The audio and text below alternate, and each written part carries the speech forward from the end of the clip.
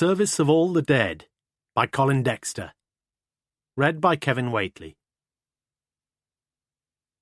Limply, the Reverend Lionel Lawson shook the slim hand of Mrs. Emily Walsh Atkins, and he knew that the pews in the old church behind him were now empty. She was 81 years old, but managed still to retain an enviable agility in both mind and body. Only her eyesight was at last beginning to fail. Mrs. W.A. was a wealthy woman, and each Sunday morning her neatly sealed brown envelope, lightly laid on the collection plate, contained a folded £5 note.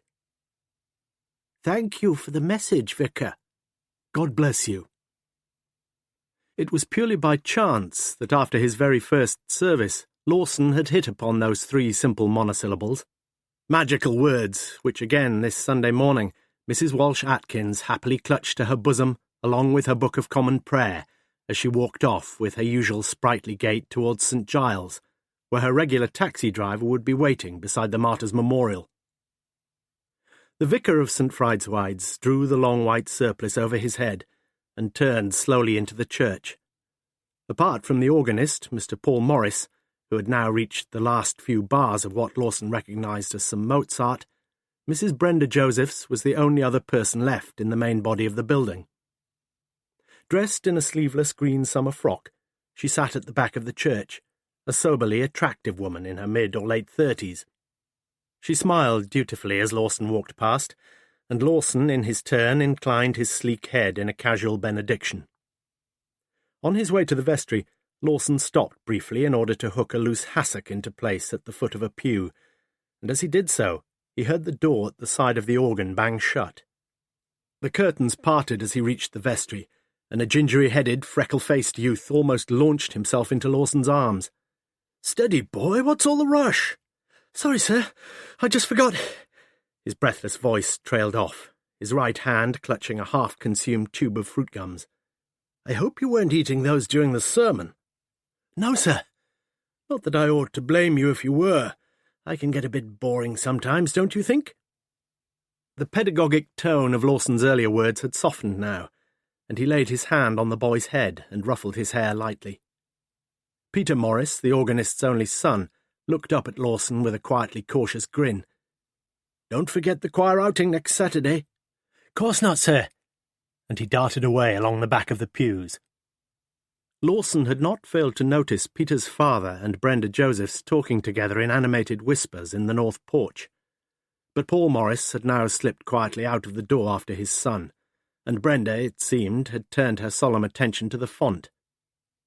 Lawson turned on his heel and entered the vestry. Harry Josephs, the vicar's warden, had almost finished now. After each service he entered, against the appropriate date, 2 sets of figures in the church register. First, the number of persons in the congregation, rounded up or down to the nearest 5. Second, the sum taken in the offertory, meticulously calculated to the last penny. This morning's takings, sorted by denominations, lay on Lawson's desk in the vestry. "Another goodly congregation, Harry?" Harry nodded and made his entries. "Just check the money quickly, if you will, sir. I made it 135 in the congregation, and I make it £57 12 in the collection." Lawson passed his fingers over the piles of coins. The addition of moneys was correct. "One of these days, Harry, you're going to surprise me and make a mistake." Joseph's eyes darted sharply to Lawson's face, but the expression there, as the minister put his signature to the right-hand column of the church register, was one of bland benignity. Together, vicar and warden placed the money in an ancient Huntley and Palmer biscuit tin. "I'll be off then, vicar. The wife will be waiting." Lawson nodded and watched his warden go. Yes, Brenda Josephs would be waiting. She had to be. 6 months previously, Harry had been found guilty on a charge of drunken driving, and now faced 1 year's suspension. The small vestry window looked out on the south side of the church, and Lawson sat down at the desk and stared blankly into the graveyard. He both looked and felt a worried man. For the simple truth was that there should have been 2 £5 notes in the collection that morning. Was there just a possibility, though, that Mrs. Walsh Atkins had at last exhausted her store of £5 notes and put 5 separate £1 coins into the collection? No, there was a much more probable explanation, an explanation that disturbed Lawson greatly. He took out his wallet, and from it drew a piece of paper on which earlier that same morning he'd written down the serial number of the £5 note which he himself had sealed in a small brown envelope and placed in the morning collection. And only 2 or 3 minutes ago he'd checked the last 3 numbers of the £5 note which Harry Josephs had placed in the biscuit tin. They were not the numbers he'd written down. Something of this sort Lawson had suspected for several weeks, and now he had proof of it. He should, he knew, have asked Josephs to turn out his pockets on the spot. That was his duty both as a priest and as a friend. For somewhere on Joseph's person would have been found the £5 note he'd just stolen from the offertory. Lawson looked down at the piece of paper he had been holding and read the serial number printed on it. AN 50 405 546. Although he pretended still to be asleep, Harry Josephs had heard his wife get up just before 7, and he was able to guess her movements exactly. She'd got dressed, walked down to the kitchen, filled the kettle, and then sat at the table smoking her first cigarette. It was only during the past 2 or 3 months that Brenda had started smoking again, and he was far from happy about it. It was just a drug, really, like a slug of aspirin or a bottle of booze or a flutter on the horses. He turned his head into the pillow, and his own anxieties once more flooded through his mind. Tea. She put the mug down on the small table that separated their twin beds. Joseph sat up and sipped his tea as she bent forward from the waist and applied a series of cosmetic preparations to her face. It was 7:25, and Brenda would be off in 5 minutes. She worked mornings only at the Radcliffe Infirmary, where 2 years ago she'd taken up her nursing career once again. 2 years ago. That was just after... She came across to his bedside, lightly touched her lips to his forehead, and walked out of the room. But almost immediately she was back again. "Oh, Harry, I nearly forgot. I shan't be back for lunch today. I really must go and do some shopping in town." Josephs nodded and said nothing. For a few minutes he lay quite still, listening to her movements below. "Bye!" The front door clicked to behind her. "Goodbye, Brenda." He turned the bedclothes diagonally back, got up, and peered round the side of the curtained window. The Allegro was being backed out carefully into the quiet, wet street, and then, with a sudden puff of blue exhaust smoke, was gone. Brenda was off to the Radcliffe. For 3 years he'd made the identical journey himself, to the block of offices just below the Radcliffe, where he'd worked as a civil servant, after his 20 years' service in the forces. But 2 years ago, the staff had been axed following the latest public expenditure cuts, and 3 of the 7 of them had been declared redundant, including himself. And how it still rankled. He'd been 48 then. Young enough, perhaps, by some standards, but the sad truth had slowly seeped into his soul. No one really wanted him any longer. After more than a year of dispiriting idleness, he had, in fact, worked in a chemist's shop in Summertown, but the branch had recently closed down, and he'd almost welcomed the inevitable termination of his contract. He, a man who'd risen to the rank of captain in the Royal Marine Commandos, standing politely behind the counter handing over prescriptions to some pale-faced youth or other, who wouldn't have lasted 5 seconds on one of the commando assault courses. He caught the 10:30 bus into Summertown, where he walked into the licensed betting office and studied the card at Lingfield Park. He noticed that by some strange coincidence, the organist was running in the 2:30, and poor old Harry in the 4 o'clock. Take a chance, Harry boy. He filled in a square white betting slip and pushed it over the counter with his money, a £5 note whose serial number ended in the figures 546. Lingfield Park, 4 p.m, £2 win, poor old Harry. The drizzle had virtually stopped when at 11:20 a.m. he walked unhurriedly down the Woodstock Road. 25 minutes later, he was standing in one of the private car parks at the Radcliffe. Finding a suitable vantage point behind a moribund elm tree, he looked at his watch and waited. At 12:02, the celluloid doors leading to ENT outpatients flapped open, and Brenda Josephs appeared and walked briskly to the car. She backed none too expertly out of the narrow space. Then the right blinker on as she drove out of the car park and up to the Woodstock Road. Then the orange blinker flashing left, as she edged into the traffic departing north and away from the city centre. He knew her next moves. Up to the Northern Ring Road roundabout, then out onto the Kidlington Road. He knew his own move, too. The telephone kiosk was free. He knew the number and dialed it. "Hello?" A woman's voice. "Roger Bacon School, Kidlington, can I help you?" "I was wondering if I could speak to Mr. Paul Morris, please." "I'll just have to have a look at the timetable to see if—" "No, he's got a free period. I'll just see if he's in the staff room. Who shall I say?" "Mr. Jones." She was back on the line within half a minute. "No, I'm afraid he doesn't seem to be on the school premises, Mr. Jones. Can I take a message?" "No, it doesn't really matter. Can you tell me whether he's likely to be at school during the lunch hour?" "Just a minute. No, he's not on the list for lunches today." "Don't worry." He felt his heart pounding as he rang another number, another Kidlington number. He'd give the bloody pair a fright. The phone rang, and he was just beginning to wonder when it was answered. "Hello?" "Mr. Morris?" "Yes?" "Electricity board here, sir. Is it convenient for us to come along, sir? Today, you mean?" "Aye, this lunchtime, sir." No, I'm afraid not. I've just called in home for a second to get a book. I'm due back at school straight away. What's the trouble, anyway?" Joseph slowly cradled the phone. That would give the sod something to think about. There were only 5 of them in the GCSE music group, all girls, and as they sat forward earnestly, their musical scores of Piano Sonata Opus 90 on their knees, Paul Morris reminded himself how exquisitely Gilels could play Beethoven.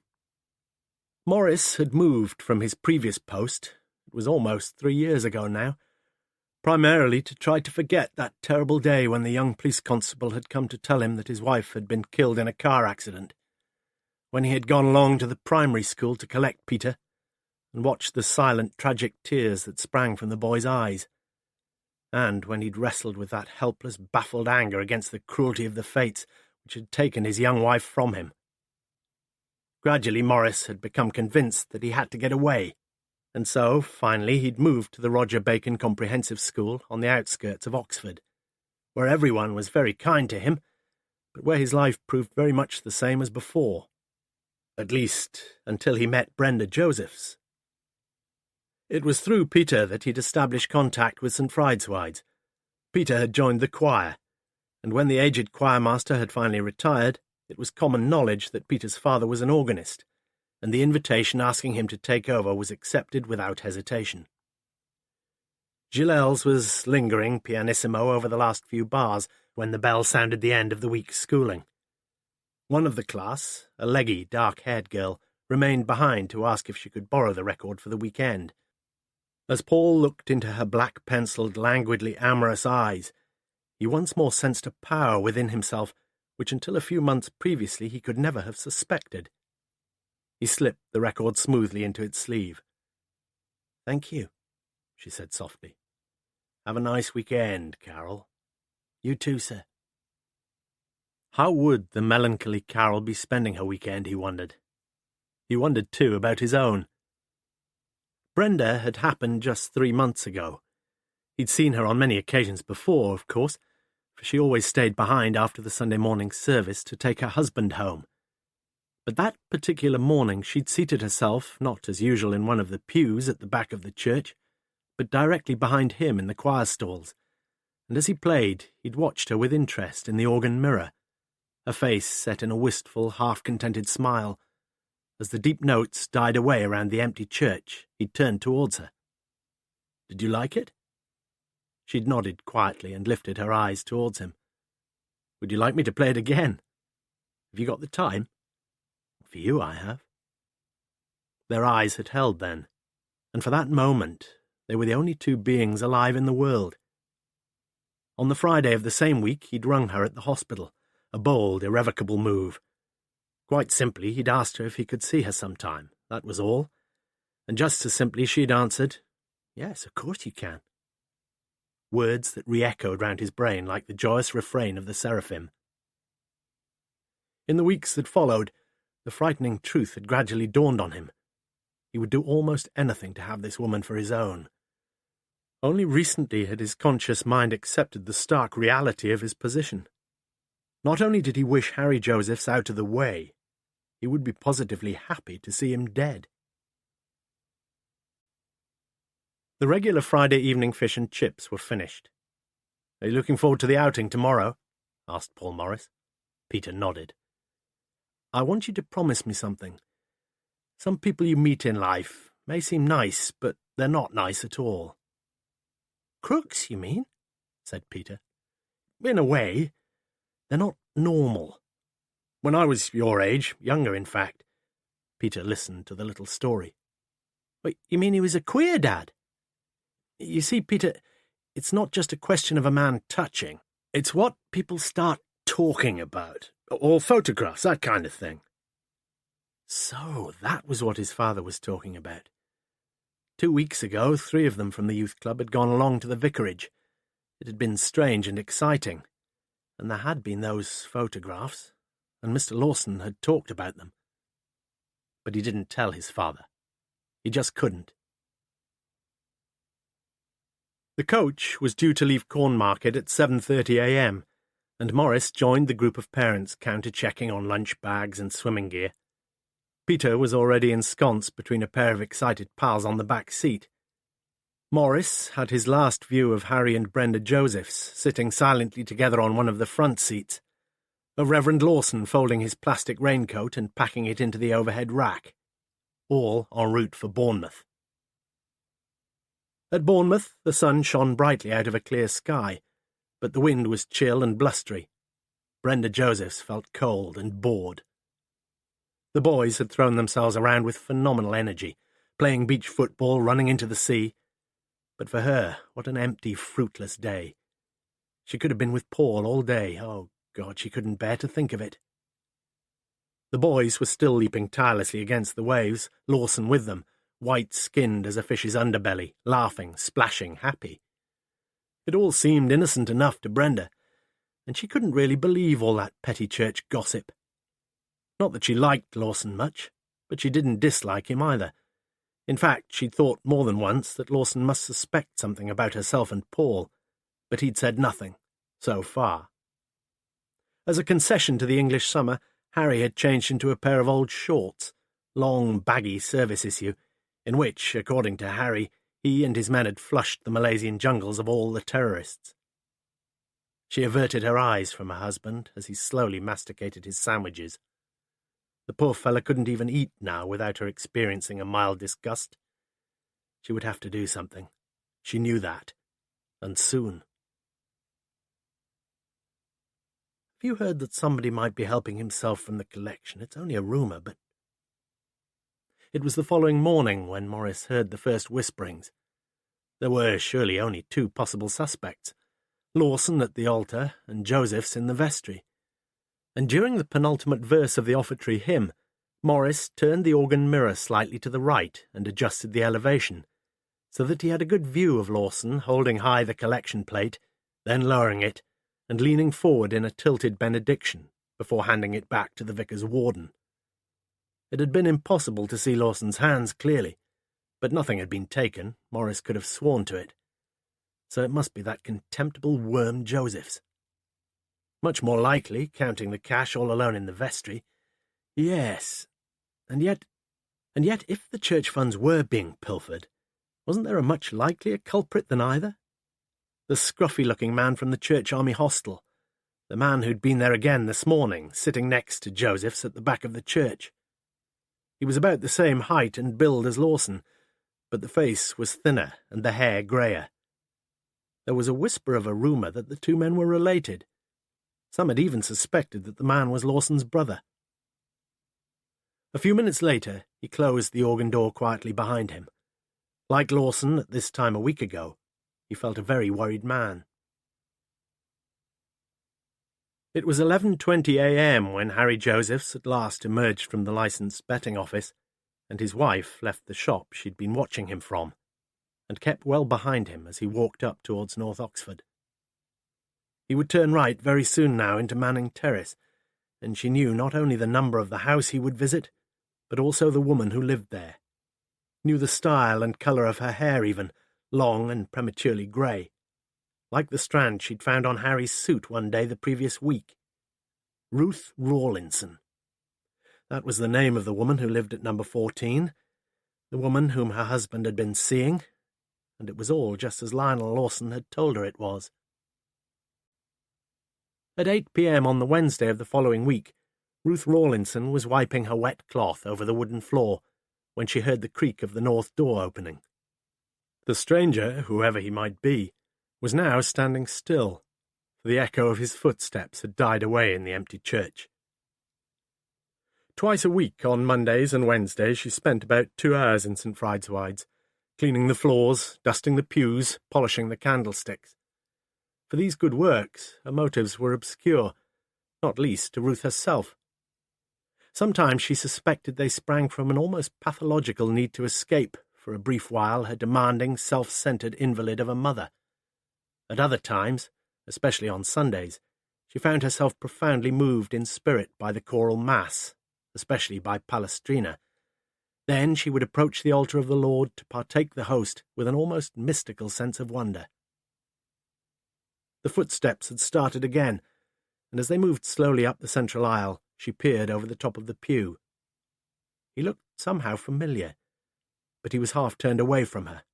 His face was matted with greyish stubble. He stopped at the chancel steps. The north door groaned again, and almost immediately a body froze over the bucket. "You came then?" "Keep your voice down. There's nobody here." The newcomer walked down the central aisle, and the two men met halfway. They spoke in hushed voices, but the few snatches of their conversation that carried to Ruth's ears were readily and frighteningly comprehensible. "You're not getting a penny more." "Told you, Mr. Morris, it's just to tide me over, and I'm sure you wouldn't want me to tell my brother." The voice seemed a curious combination of the cultured and the coarse. The ugly word blackmail rose to the surface of Ruth's mind. But before she could learn more, the door had opened again to admit a small group of tourists. But for his indecisiveness, Detective Chief Inspector Morse would have been cruising among the Greek islands. He'd never been to Greece, and now, a bachelor still, he retained enough romance in his soul to imagine a lazy liaison with some fading film star beside the wine-dark waves of the Aegean. But it was not to be. Instead, on this chilly Monday mid-morning in early April, he stood at a bus stop in North Oxford, with a fortnight's furlough before him, wondering exactly how other people could make decisions. "Where to, mate?" "St. Fried's, please." It was as good a stop as any for the Ashmolean, and Morse had promised himself an hour or so in the galleries.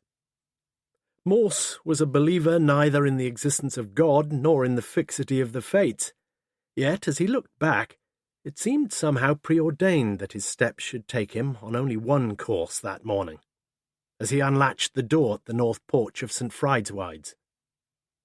As he walked slowly towards the chancel, Morse could hear a quiet, rhythmic scratching noise. A grey head rose above the level of the front pew and nodded neutrally as the visitor stopped alongside. "Good morning." Morse smiled amiably as he looked down at her. "You don't seem to have any of those brochures telling people what to look at." "The vicar's having some more printed." "The vicar, that's Mr. Lawson, isn't it?" "No, it isn't." Her large brown eyes looked up at him cautiously. "It's Mr. Meiklejohn. He's been here since last November." "Oh, I must have been thinking of one of the other churches." "No, Mr. Lawson was here." She hesitated. "He died last October." "Oh dear, I'm sorry about that." For a few seconds there was silence between them. "You're another one of those reporters, aren't you?" said the woman quietly. Morse shook his head and told her. He was a police officer attached to the Thames Valley Police HQ in Kidlington. He'd heard vaguely about the case, but had never been on it himself. In fact, he'd been out of the country at the time. "Were you involved in any way?" he asked. "As a matter of fact, I was, yes." Morse took a step nearer to her. "I was here in the church on the night of the murder." "Do you mind telling me something about it?" She dried her hands along her faded blue jeans and stood up. "Wait a minute." There was a natural elegance about her walk, and Morse's eyes followed her with a slightly quickened interest as she disappeared somewhere at the back of the church and re-emerged a minute later. "Here you are." She handed him a brown envelope containing several cuttings from the Oxford Mail, and Morse sat down in the pew opposite her and carefully unfolded the thin sheets. The first cutting was dated Tuesday, the 27th of September of the previous year. Church warden murdered during service. Whilst the congregation was singing the last hymn, Mr. H.A. Josephs was last night stabbed to death in the vestry of St. Fride's Church, Cornmarket. Chief Inspector Bell of the Oxford City Police, who is in charge of the murder inquiries, told our reporter that Mr. Josephs had just taken the collection and was almost certainly counting it as he was attacked. Inspector Bell said that if robbery had been the sole motive, the murder was doubly tragic, since only a dozen or so people had attended the evening service, and the offertory could have amounted at most only to about £2 or £3. Mr. Josephs shouted for help at the back of the church. The vicar, the Reverend L. Lawson, immediately summoned the police and the ambulance, but Mr. Josephs died before either could arrive. The knife used by the murderer was cast in the shape of a crucifix, with the blade honed to a razor sharpness. Police are anxious to hear from anyone who has knowledge of such a knife. Mr. Josephs came to Oxford after serving as a regular officer in the Royal Marine Commandos. The inquest is to be held next Monday. "Did you know him very well?" The woman stopped her scrubbing and looked across at him, a flicker of unease in those brown eyes. "Yes, I knew him quite well. He was a church warden here." Morse turned his attention to the second cutting, dated Tuesday, the 4th of October. Inquest riddle. The inquest on Mr. H.A. Josephs, who was stabbed to death last week at St. Fride's Church, was adjourned yesterday after a 20-minute hearing, but not before the court had heard some startling new evidence. The post-mortem report on Mr. Josephs showed that a lethal quantity of morphine was present in the stomach, but it seemed clear that it was the stab wound which had been the immediate cause of death. Earlier, Mr. Paul Morris of 3 Home Close, Kidlington, had given evidence of formal identification. He had been the organist during the service, and was in fact playing the last hymn when Mr. Josephs was murdered. Another witness, Miss Ruth Rawlinson of 14A Manning Terrace, Summertown, said that she heard noises coming from the vestry during the singing of the last hymn, and had turned to see Mr. Josephs call out and slump beside the vestry curtains. Chief Inspector Bell of the Oxford City Police informed the coroner that he was as yet unable to report on any firm developments in the case, but that inquiries were proceeding. What was morphine doing in the poor beggar's innards? Morse looked about him with renewed interest. He was actually sitting a few yards from the scene of the crime, and he tried to imagine it all. The organ playing, the few members of the congregation standing, heads bowed over their hymn books. The cleaner was packing up by the look of things, and he hadn't read the other cuttings yet. "Mind if I keep these cuttings? I'll post them back to you, of course." The woman shrugged. "All right." "I don't know your name, I'm afraid," began Morse, but a small, middle-aged man had entered the church and was walking briskly towards them. "Morning, Miss Rawlinson." Miss Rawlinson, one of the witnesses at the inquest. Well, well. And the man who'd just come in was doubtless Morris, the other witness, for he'd already seated himself at the organ, where a whir of some hidden power was followed by a series of gruff bass blasts. "I can pop 'em through your letter box. 14A Manning Terrace, isn't it?" said Morse. "Yes." "I'll just have a quick word with Mr. Morris before—" "Oh, that's not Mr. Morris." "Pardon?" "That's Mr. Sharp. He was deputy organist when Mr. Morris was here." "And Mr. Morris isn't here any longer?" said Morse slowly. She shook her head. "Do you know where he's gone?" No, I don't. He left the district last October. Well, surely he must have. He left his post at the school and, well, he just went. But Morse sensed she was lying. It's your duty to tell me, you know, if you've any idea at all where he went. He spoke now with a quiet authority, and a flush arose in the woman's cheeks. It's nothing, really, just that he left at the same time as someone else. And it was fairly easy to put two and two together. She nodded. Yes, you see, he left Oxford the same week as Mrs. Joseph's. Morse left the church. Against the sharply pointed black-painted railings of St. Friedewald's, a bearded, damp-looking tramp was leaning uncertainly. How goes it? The tramp looked at Morse warily through an incongruous pair of dark sunglasses. Could do with a cup of tea, Gov. Morse pushed a couple of 10-pence pieces into a surprisingly clean hand. You know the minister here? Nah. Knew the other one, though. Real gent he was, Gov. Sometimes he'd take you down to the vicarage and give you a real square meal. Is he the one who died? The tramp looked at Morse with what could have been a glint of suspicion behind the dark lenses. Christ, you can say that again, mister. Morse crossed the road, and then turned left into the curving sweep of Beaumont Street. Momentarily he debated between the Ashmolean just opposite on his right, and the Randolph immediately on his left. It wasn't a fair contest. The cocktail bar was already quite full, as Morse waited rather impatiently for a group of Americans to sort out their gins and tonics. The barmaid finally leaned forward over the beer pump to pull his order. Morse sat down, savoured his beer, and took out cutting number 3 from his pocket. It was dated Wednesday, the 19th of October. Tragic fall from church tower. Yesterday morning, the Reverend Lionel Lawson fell to his death from the tower of St. Friedewald's Church in Cornmarket. Only 10 minutes earlier, he'd conducted the regular 7:30 a.m. communion service. The church tower, formerly a favourite viewing point for tourists, has been closed to the public for the last 2 years, as signs of crumbling have become evident in the stone fabric on the north side. Mr. Lawson will be remembered above all, perhaps, for his social work, since, in addition to his deep involvement with the church's flourishing youth activities, there can be few regular down-and-outs in Oxford who have not at some time or other enjoyed his hospitality. Only last month Mr. H. A. Josephs, church warden of St. Friedewald's, was found stabbed to death in the church vestry. Morse looked at the last sentence again, and wondered why the reporter had deemed it his duty to stick it in. A murder, followed very shortly afterwards by a suicide, was by no means uncommon.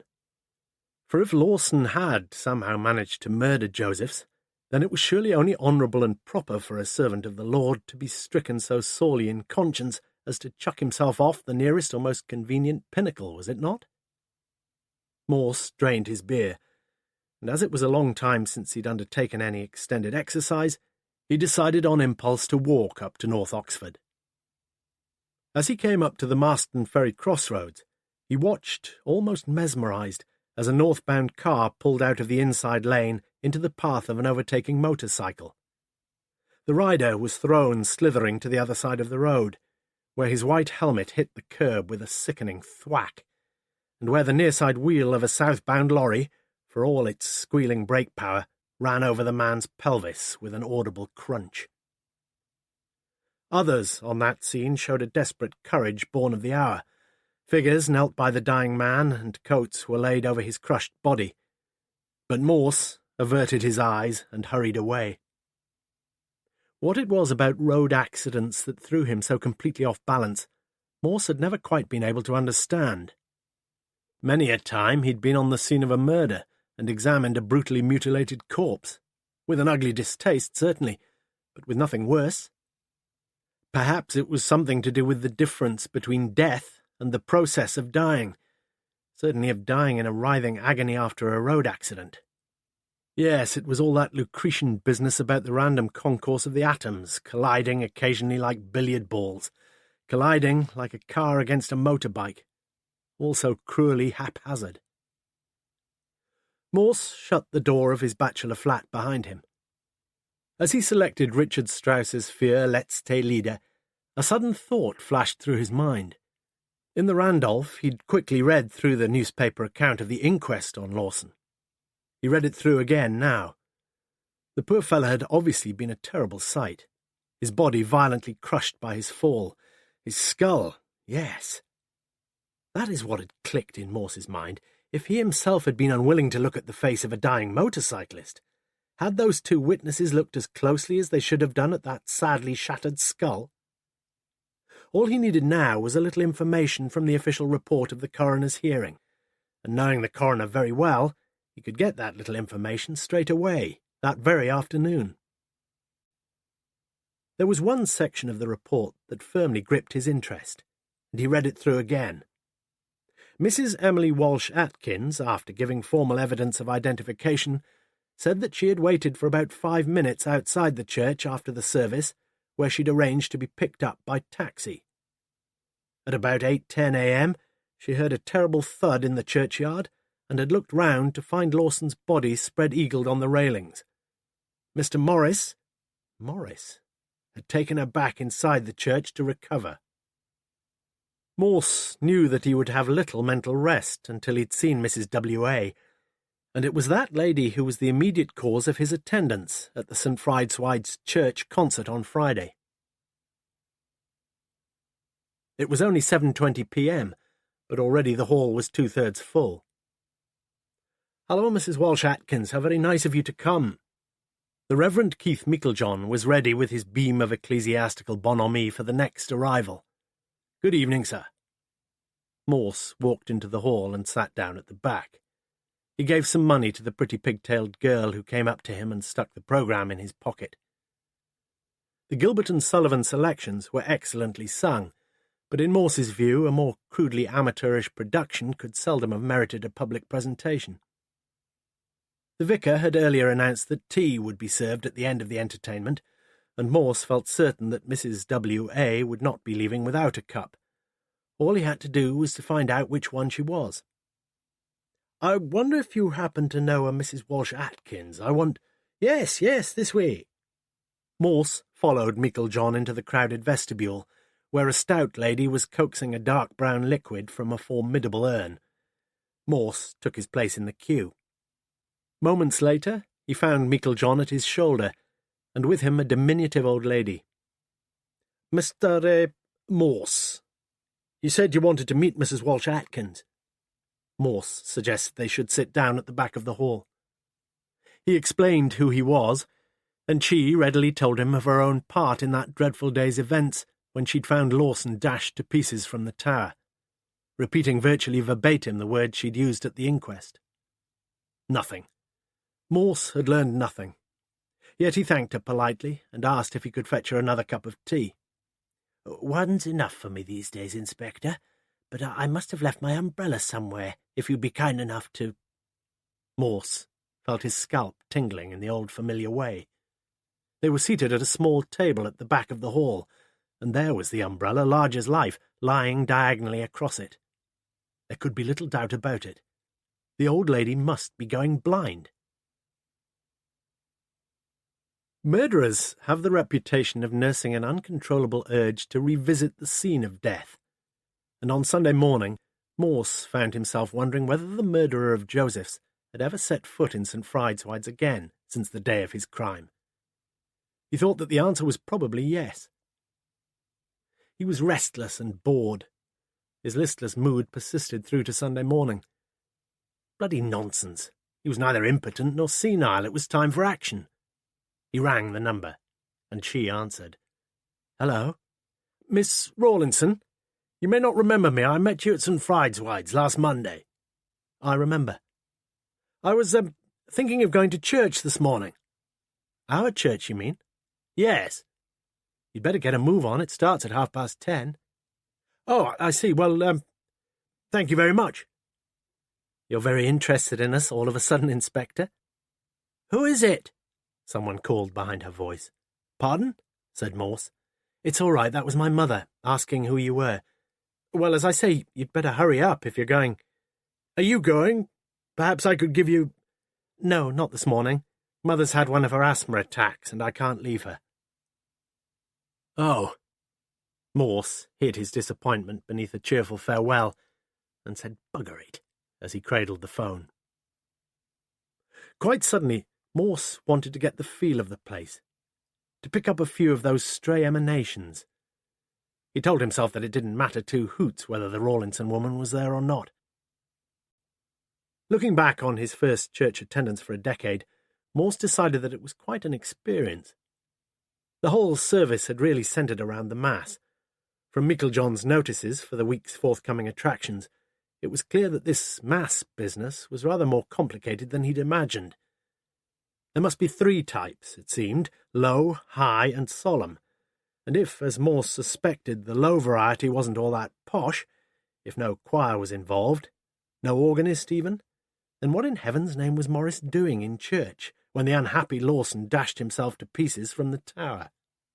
And there was something else, something very suggestive indeed. With the exception of Morse himself, all the congregation partook of the blessed bread and the blessed wine, ushered quietly and firmly to the chancel rails by the church warden, who, doubtless, by venerable tradition, was himself the very last to receive the sacraments. Joseph's had been church warden. Joseph's must have been the last to kneel at the chancel rails on the evening of his death. Joseph's had drunk some of the communion wine that same night, and Joseph's, so the pathologist said, had finished up with some very queer things in his stomach. Was it possible that Joseph's had been poisoned at the altar? From his observations of the final part of the ritual, it was clear to Morse that any celebrant with a chalice in his hands could wreak enormous havoc, if he had the inclination to do so. For when he'd finished, he could get rid of every scrap of evidence. It was part of the drill: rinse the cup and wipe it clean. There was another snag, though, wasn't there? It seemed that the celebrant himself was called upon to drain the dregs that were left in the chalice, and to do it in front of the whole congregation. But couldn't he just pretend to do that? There were so very many possibilities, and Morse's fancies floated steeple-high as he walked out of the cool church into the sunlit reach of Cornmarket. He woke clear-headed on Monday morning, and told himself that it would be no bad idea to have a quiet look at the problem itself before galloping off towards a solution. Basically, there were only two possibilities. Either Lawson had killed Joseph's, and thereafter committed suicide in a not surprising mood of remorse, or else some unknown hand had killed Joseph's, and then compounded his crime by adding Lawson to his list. Of these alternatives, the first was considerably the more probable, especially so if Joseph's had in some way been a threat to Lawson, if the dagger found in Joseph's back had belonged to Lawson, and if Lawson himself had betrayed signs of anxiety or distress in the weeks preceding Joseph's death, as well as in the days that followed it. Someone, he felt sure, knew a very great deal about his three ifs, and at 9:45 a.m. he found himself knocking on the door of number 14 Manning Terrace. "It's open!" shouted a voice. Two steps led up to the narrow carpeted passage which served as a hallway, and at the top of these steps sat Mrs. Alice Rawlinson in her wheelchair. "What do you want?" Her keen eyes looked up at him sharply. "I'm sorry to bother you. Mrs. Rawlinson, isn't it?" "I said, what do you want, Inspector?" Morse's face must have betrayed his astonishment. "Ruthie told me all about you." "Oh, I just wondered if—" "No, she's not. Come in." She worked her chair round in an expertly economical two-point turn. "Close the door behind you." Morse obeyed. She waved him to an upright armchair in the neatly furnished sitting-room, and finally came to rest herself only about 4 feet in front of him. The preliminaries were now completed, and she launched into the attack immediately. "If you want to cart my daughter off for a dirty weekend, you can't." Belligerent old bitch, thought Morse. "But I need her, and she's my daughter." "I do assure you, Mrs. Rawlinson, I hadn't the slightest intention of it. She's had men before, you know." "I'm not She was a very lovely girl, was my Ruthie." The eyes remained shrewd and calculating. "She's not a spring chicken any more, though." Morse decided it was wise to hold his peace. "You know what her trouble is?" She sat there glaring at him, expecting an answer. Yes, he knew full well what Ruth Rawlinson's trouble was. Her trouble was that she had to look after this embittered old battle-axe day in and day out. "No," he said. Her lips curled harshly. "You're lying to me, Inspector. You know her trouble as well as I do." Morse nodded. "You're right. I don't think I could stick you for very long." Now her smile was perfectly genuine. "You know, you're beginning to sound like the man Ruthie said you were." "Well," Morse made as if to rise, but got no further. "Please, sit down again. I don't get many visitors." "Does your daughter get many visitors?" "You're thinking of Joseph's, aren't you?" No, he wasn't thinking of Joseph's. "Yes, I was," he said as flatly as his excitement would allow. He wasn't her sort. "And he had a wife." She snorted. "What's that got to do with it? Just because you're a bachelor yourself?" "You know that?" "I know a lot of things." "Do you know who killed Josephs?" She shook her head. "I don't know who killed Lawson, either." "I do, Mrs. Rawlinson. He killed himself. You'll find the information in the coroner's report." "Did you like Josephs?" "No, I didn't like Lawson, either. He was a homosexual, you know." "Really?" "You're surely not as naive as you sound, Inspector." "No," said Morse, "I'm not. I hate homosexuals. I'd willingly strangle a lot of them." "And I'd willingly add you to the list of suspects, Mrs. Rawlinson, but I'm afraid I can't. You see, if someone killed Lawson, as you're suggesting, that someone must have gone up the church tower." "Unless Lawson was killed in the church and someone else carried him up there." It was an idea, and Morse nodded slowly, wondering why he hadn't thought of it himself. "I'm afraid I shall have to kick you out, Inspector. It's my bridge day, and I always spend the morning brushing up on a few practice hands." She was winning every trick here, too, and Morse acknowledged the fact. Ruth was fixing the lock on her bicycle when she looked up to see Morse standing by the door, and her mother sitting at the top of the steps behind him. "Hello," said Morse. "I'm sorry I missed you, but I've had a nice little chat with your mother. I really came to ask if you'd come out with me tomorrow night." With her pale face and her untidy hair, Morse found himself wondering why she'd been so much on his mind. "Well, I'd love to, but no buts about it, Ruthie. I think it would do you the world of good," said Mrs. Rawlinson. "I'll pick you up about 7, then," said Morse. Ruth stood beside Morse on the threshold. "Thank you, Mother, but," turning to Morse, "I'm sorry I've already been asked out by someone else." Life was a strange business. A few seconds ago she'd looked so ordinary, yet now she seemed a prize just snatched from his grasp. "What the hell do you want?" growled Chief Inspector Bell of the City Police. A fortnight in Malaga, which had coincided with a strike of Spanish hotel staff, had not brought him home in the sweetest of humours, but he knew Morse well. They were old sparring partners. "Tell me something about this Lawson business." "Damned if I will. The case is closed." "Where's the file?" "What do you want to know?" "Who killed Josephs, for a start?" "Lawson did." Morse blinked in some surprise. "You mean that?" Bell nodded. "The knife that killed Josephs belonged to Lawson. The woman who charged for him had seen it several times on his desk in the vicarage. But Lawson was nowhere near Josephs when—" Morse stopped in his tracks, and Bell continued, "Josephs was just about dead when he was knifed. Acute morphine poisoning. Administered, as they say, at the altar of the Lord. What about that, Morse? Josephs was a churchwarden, and he was always last at the altar rail, and he finished up with some pretty queer things in his belly, right?" It was a strange experience for Morse. Déjà vu. He found himself only half listening to Bell's explanation. "Rinse the utensils, wipe them clean. Easy. Proof, though? No." "But how did Lawson—" "He's standing in front of the altar, waiting for the last hymn to finish. He knows Josephs is counting up the collection in the vestry, and Lawson's expecting him to be lying there unconscious. Dead, probably, by now. But suddenly Joseph shouts for help, and Lawson comes swooping down the aisle in his Batman outfit." "Chasuble," mumbled Morse. "And he keeps the others, there aren't many of them anyway, away from the vestry. Sends for help, And then, when he's alone, he sticks his knife in Joseph's back, just to make sure. I thought the collection was pinched. Bell nodded. There was one of those down-and-out fellows at the service. Lawson helped him occasionally, put him up at the vicarage, given him his old suit. In fact, this fellow had been kneeling next to Joseph's at the communion rail. So he could have put the stuff in the wine. Bell shook his head. If he had done, Lawson would have been poisoned just like Joseph's, because the minister has to finish off what's left of the wine. Someone still pinched the collection, said Morse feebly.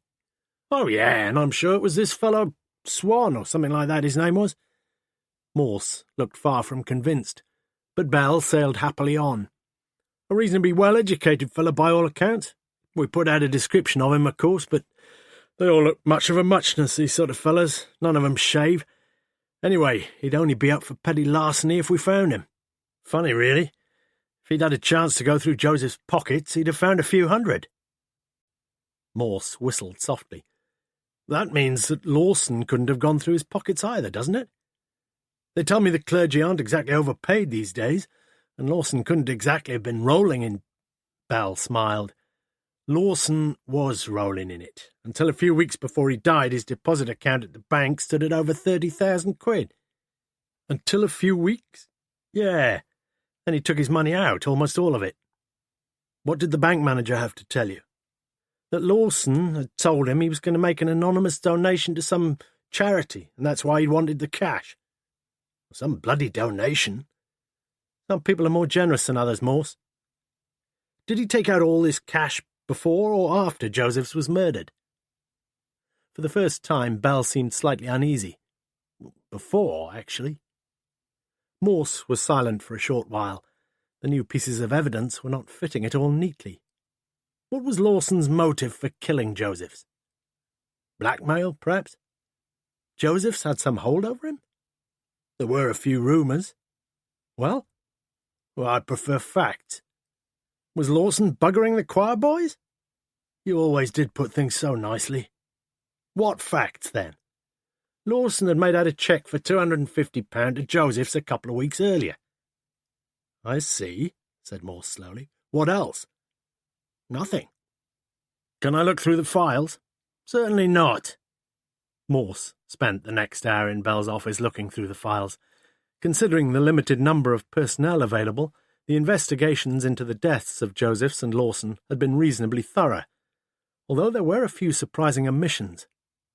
It would have been interesting, for example, to read the evidence of every single member of the congregation present when Joseph's died, but it seemed that several of them had been only casual visitors, 2 American tourists amongst them, and Lawson had quite innocently informed them that perhaps they needn't stay. Of the statements that were available, only one arrested Morse's attention, the one duly signed in the dithery hand of Mrs. Emily Walsh Atkins, attesting to the identification of Lawson. "Did you interview this old girl?" asked Morse, pushing the statement across the table. "Not personally, no. She's as blind as a bloody bat. Did you know that?" Bell looked up slowly from the report he'd been reading. "Are you suggesting that fellow we found draped over the railings wasn't Lawson?" "All I'm suggesting, Bell, is that you must have been pretty hard up for witnesses if you had to rely on her. As I say, she's... Hold your horses, Morse. We only needed one identification for the coroner's court, so we only had one, right? But we had another witness already. I don't think he's as blind as a bat. If he is, he must have one hell of a job when he plays the organ in 6 sharps. Oh, I see. But Morse didn't see. What was Morris doing at St. Friedwide's that morning? Why was Morris at church that morning? It was a free country, Morse. Perhaps he just wanted to go to church. Did you find out if he was playing the organ? As a matter of fact, I did, yes. Bell was thoroughly enjoying himself, something he'd seldom experienced in Morse's company before. He was playing the organ. After Morse was gone, Bell stared out of his office window for several minutes. Morse was a clever beggar. 1 or 2 questions he'd asked had probed a bit deeper than was comfortable, but most cases had a few ragged ends here and there. "No, I'm sorry, Inspector, he isn't." It was 7:10, and Mrs. Lewis regretted the interruption to the Archers. Oxford are playing tonight. He's gone to watch them." The rain had been falling steadily since tea-time. "He must be mad," said Morse. "It's working with you, Inspector. Are you coming in?"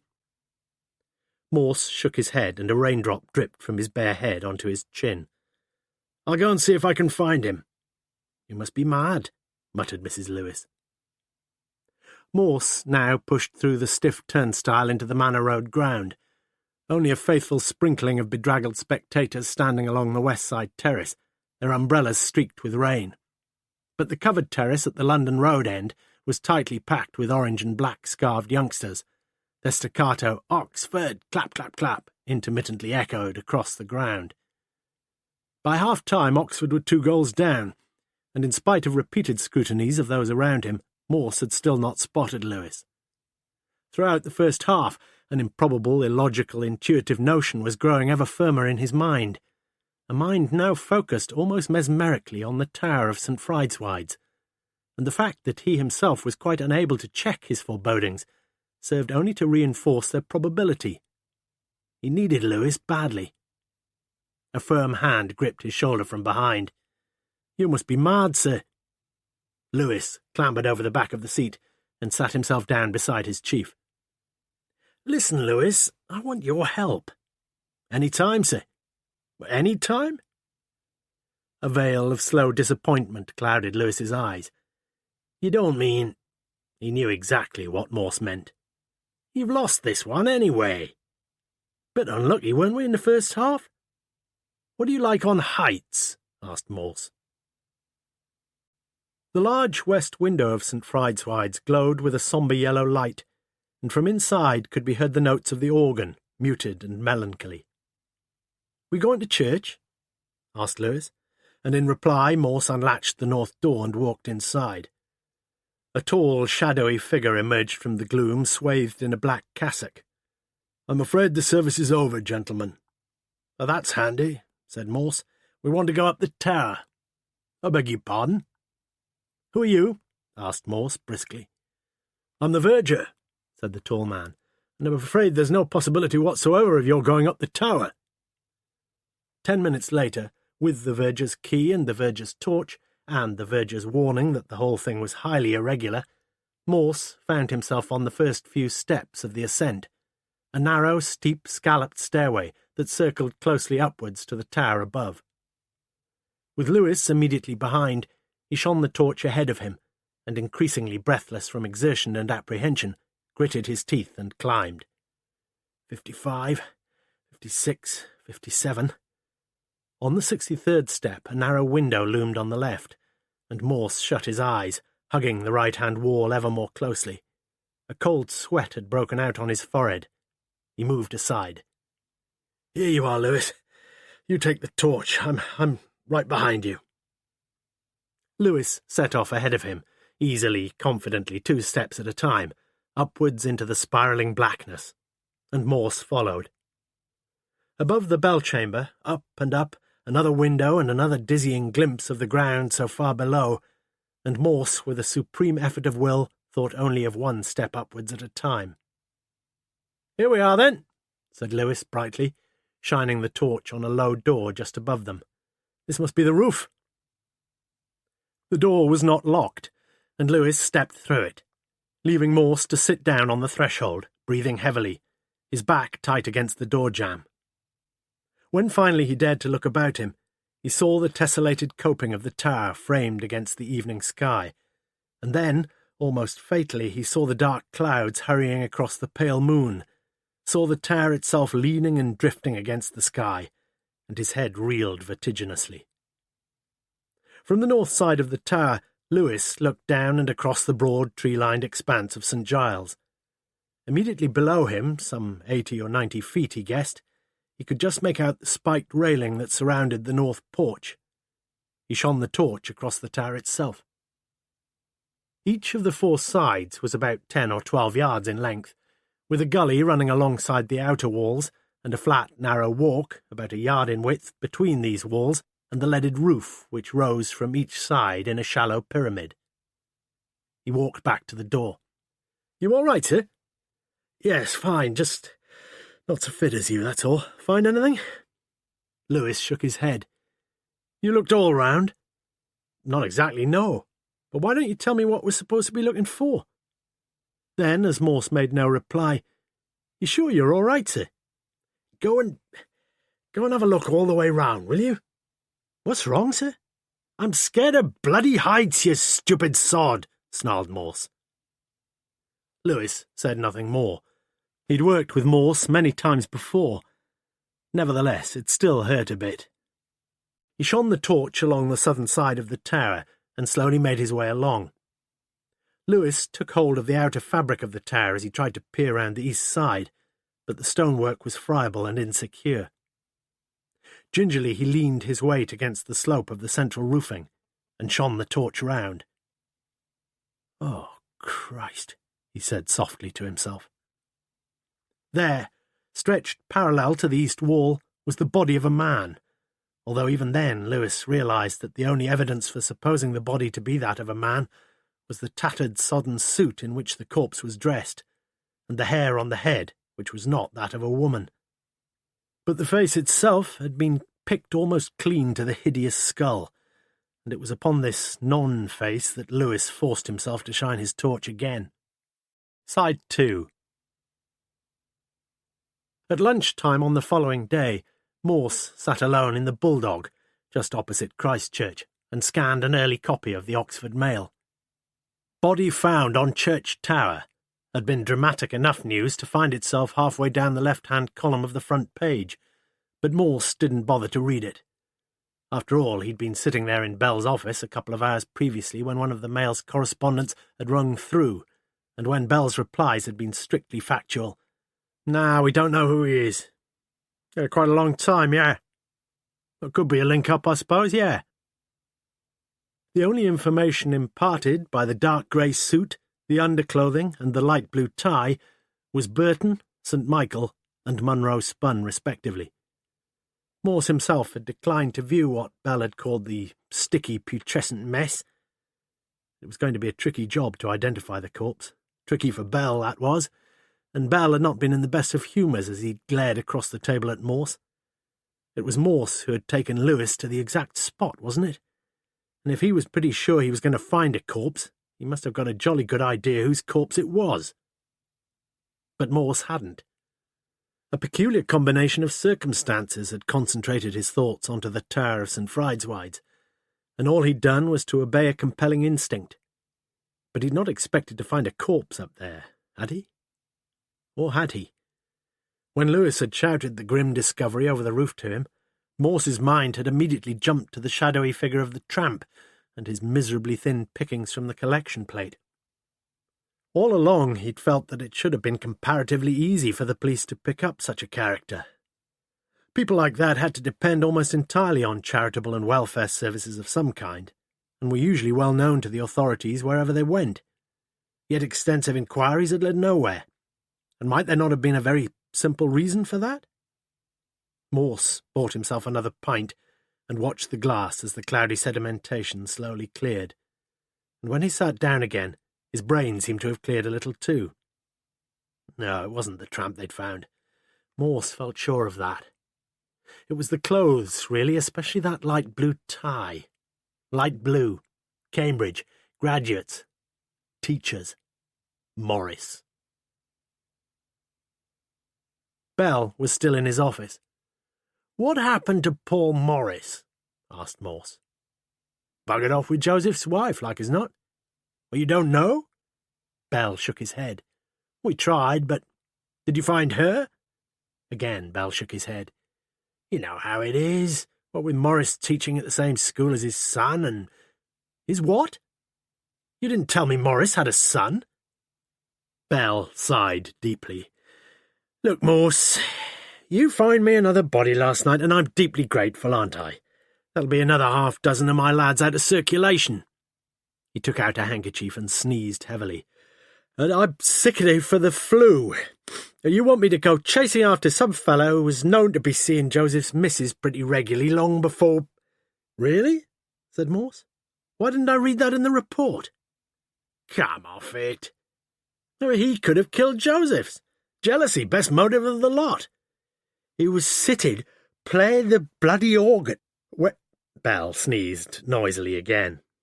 Morse settled back in his chair. You still think it really was Lawson you found on the railings? I told you, Morse. We had 2 identifications. Oh, yes, I remember. One from a blind woman and one from the man who ran away with Brenda Josephs, wasn't it? Why don't you go home? You know, said Morse quietly, you'd better get a squad of lads to dig up old Lawson's coffin, because I reckon that you might not find old Lawson in it. Morse's face beamed with a mischievous pleasure, and he got up to go. That's a bloody fool's thing to say, is it? Not all that easy, either. It was Bell who was enjoying himself now. No? No. You see, they cremated him. The news appeared to occasion little surprise or disappointment on Morse's face. Morse put his head round the door and nodded hello to the school secretary. Can I help you, sir? Headmaster in? Is he expecting you? Doubt it, said Morse. He walked across the narrow office, tapped once on the study door, and entered. Phillipson, headmaster of the Roger Bacon School, was only too pleased to be of help. Paul Morris, it seemed, had been a music master of the first water. Everyone had been mystified, for a start anyway, when he'd left so suddenly without telling a soul, right in the middle of term 2 on, Phillipson consulted his previous year's diary, 26th of October, a Wednesday. He'd turned up for school perfectly normally in the morning and presumably gone off, as he often did on Wednesdays, to have lunch at home. And that was the last they'd seen of him. His son Peter had left the school just after lessons finished at 3:45, and that was the last they'd seen of him.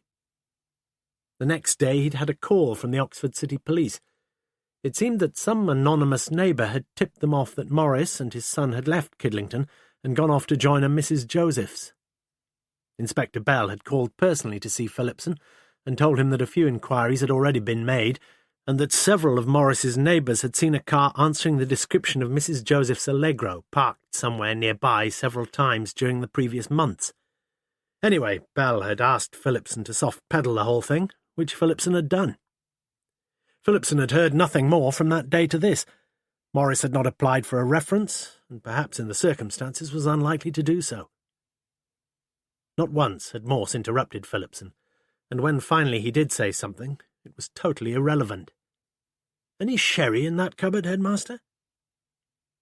10 minutes later, Morse left the headmaster's study. Phillipson had asked his secretary to take him to the first-year 6th music group. Tight-lipped, Mrs. Clark led the way along the corridors and up to the music-room door. In there, she said. Morse knocked on the music-room door, entered and introduced himself. He was making inquiries about Mr. Morris. The police weren't sure where Mr. Morris had gone to. Did any of them know anything at all about Mr. Morris that might just possibly be of any help? Did he have a nickname? Morse asked. Some of us used to call him Dapper, one of the girls replied. Morse nodded wisely. Why was it, do you think? He always wore a suit, you see, sir, and most of the staff wear jeans and sweaters and all that, but Mr. Morris, he always looked, well, smart-like. The bell rang for the end of the lesson, and several members of the class began to gather their books together. What about his ties? Persisted Morse. I remember one tie, sir. He often wore it. It was a light blue tie. Morse nodded understandingly. That's most helpful. What's your name? Carol. Carol Jones. Well, thank you, Carol. Morse was still asleep the next morning when the bedside phone rang. It was Superintendent Strange of Thames Valley Police HQ. I've just had a call from the City Police, Morse. You've been clambering over church roofs at the dead of night? Well, you heard. Heard something else too, Morse. Bell's got flu. And since you seem to have taken over the case already, I just wondered whether you'd like to take over the case, officially, I mean. Morse shot upright in bed. That's good news, sir. When? From now. You can work from Bell's office. Can I have Lewis? Thought you'd already got him. Morse's face beamed with pleasure. Thank you, sir. 5 minutes later, Morse got through to Lewis and reported the good news. What are you doing today, old friend? My day off, sir. I'm going to take the wife over to... Were you? The change of tense was not lost on Lewis, and he listened cheerfully to his instructions. The Jaguar took only 1.5 hours to cover the 80-odd miles to Stamford in Lincolnshire, where the Lawson clan had lived for several generations. By late afternoon, the two men had uncovered a fairly solid body of information about the late, and it seemed little lamented, Lionel Lawson. There had been 2 Lawson brothers, Lionel Peter and Philip Edward. The latter some 18 months the younger. Both had won scholarships to a public school some 10 miles distant. Academically, Philip was potentially the abler, if also the lazier and less ambitious. After leaving school, Lionel, always the more serious-minded of the two, had met a particularly persuasive psalm-singing padre, and been led to the conviction that he was called to the ministry. During this period, Philip had worked for his father for a few years, but seemingly with little enthusiasm. And finally he drifted away from home with no firm purpose in life, no job, and with little prospect of discovering either.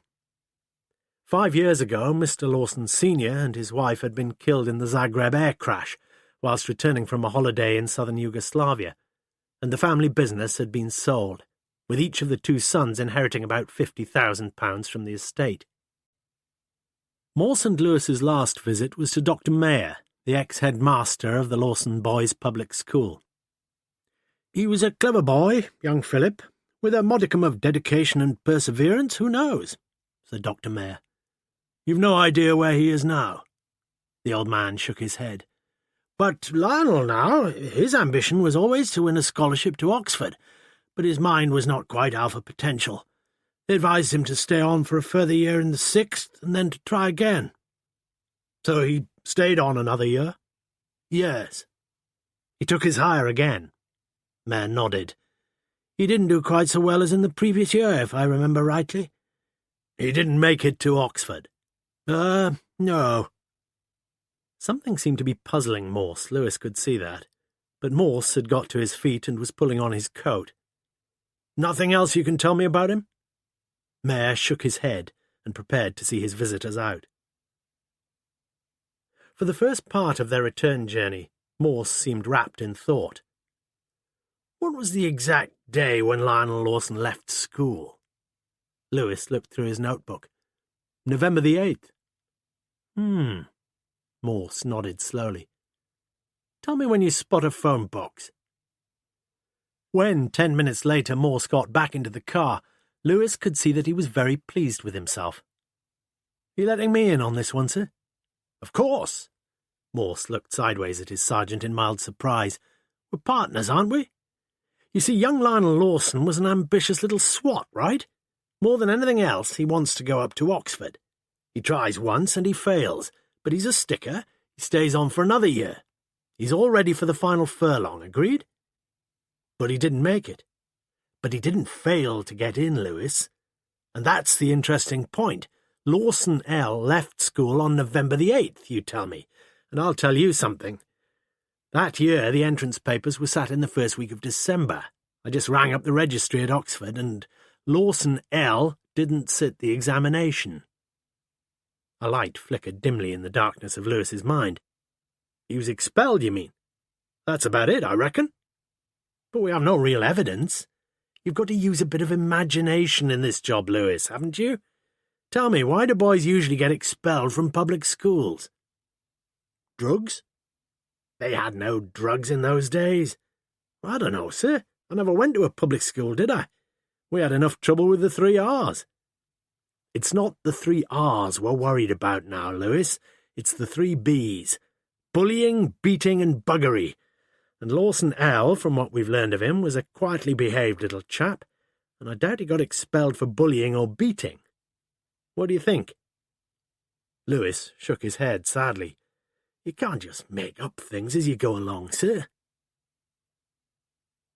At 4:30 p.m. on the Friday of the same week, Ruth Rawlinson found the Oxford Mail in the letterbox and took it inside with her. Just a little bit today, but still on page 1. Corpse still unidentified. Police still have no positive clue about the identity of the body found on the tower roof of St. Friedewald's Church. Anyone who may have any information is asked to contact Chief Inspector Morse at St Aldate's Police Station, Oxford. Oh, God. She had information enough, didn't she? And Morse was in charge now. Is that you, Ruthie dear? Yes, Mother. Is the paper come? You know it's come. Yes, Mother. Ruth bent down to kiss her mother lightly on an icy cheek, placed the newspaper on her lap. Anything more about the murder? I don't know. Her eyes had pounced upon the article, and she appeared to read it with ghoulish satisfaction. That man who came here, Ruthie, they've put him in charge. Have they? He knows far more than he's letting on. You think so? The old girl nodded wisely in her chair.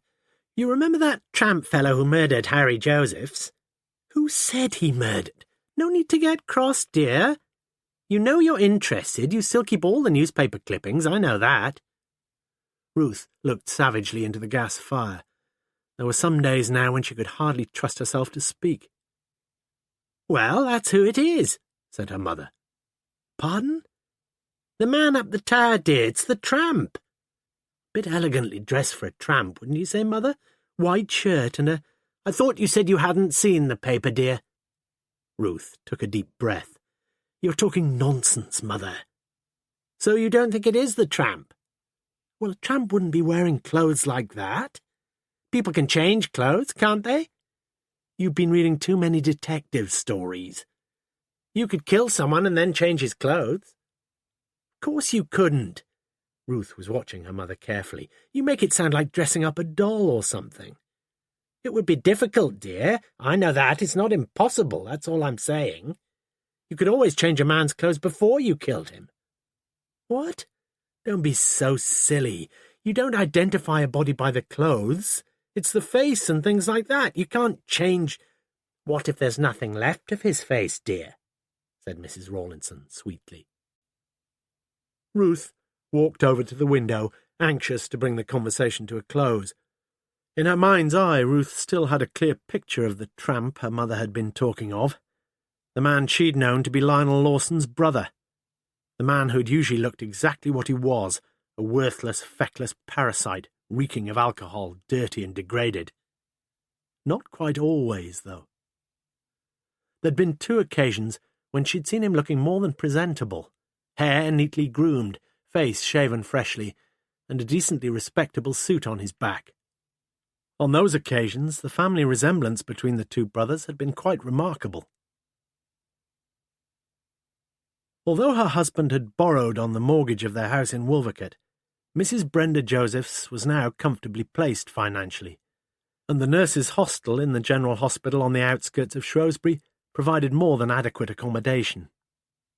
On Paul's specific instructions, she'd not written to him once, and she'd received only that one letter from him, much of which she knew by heart.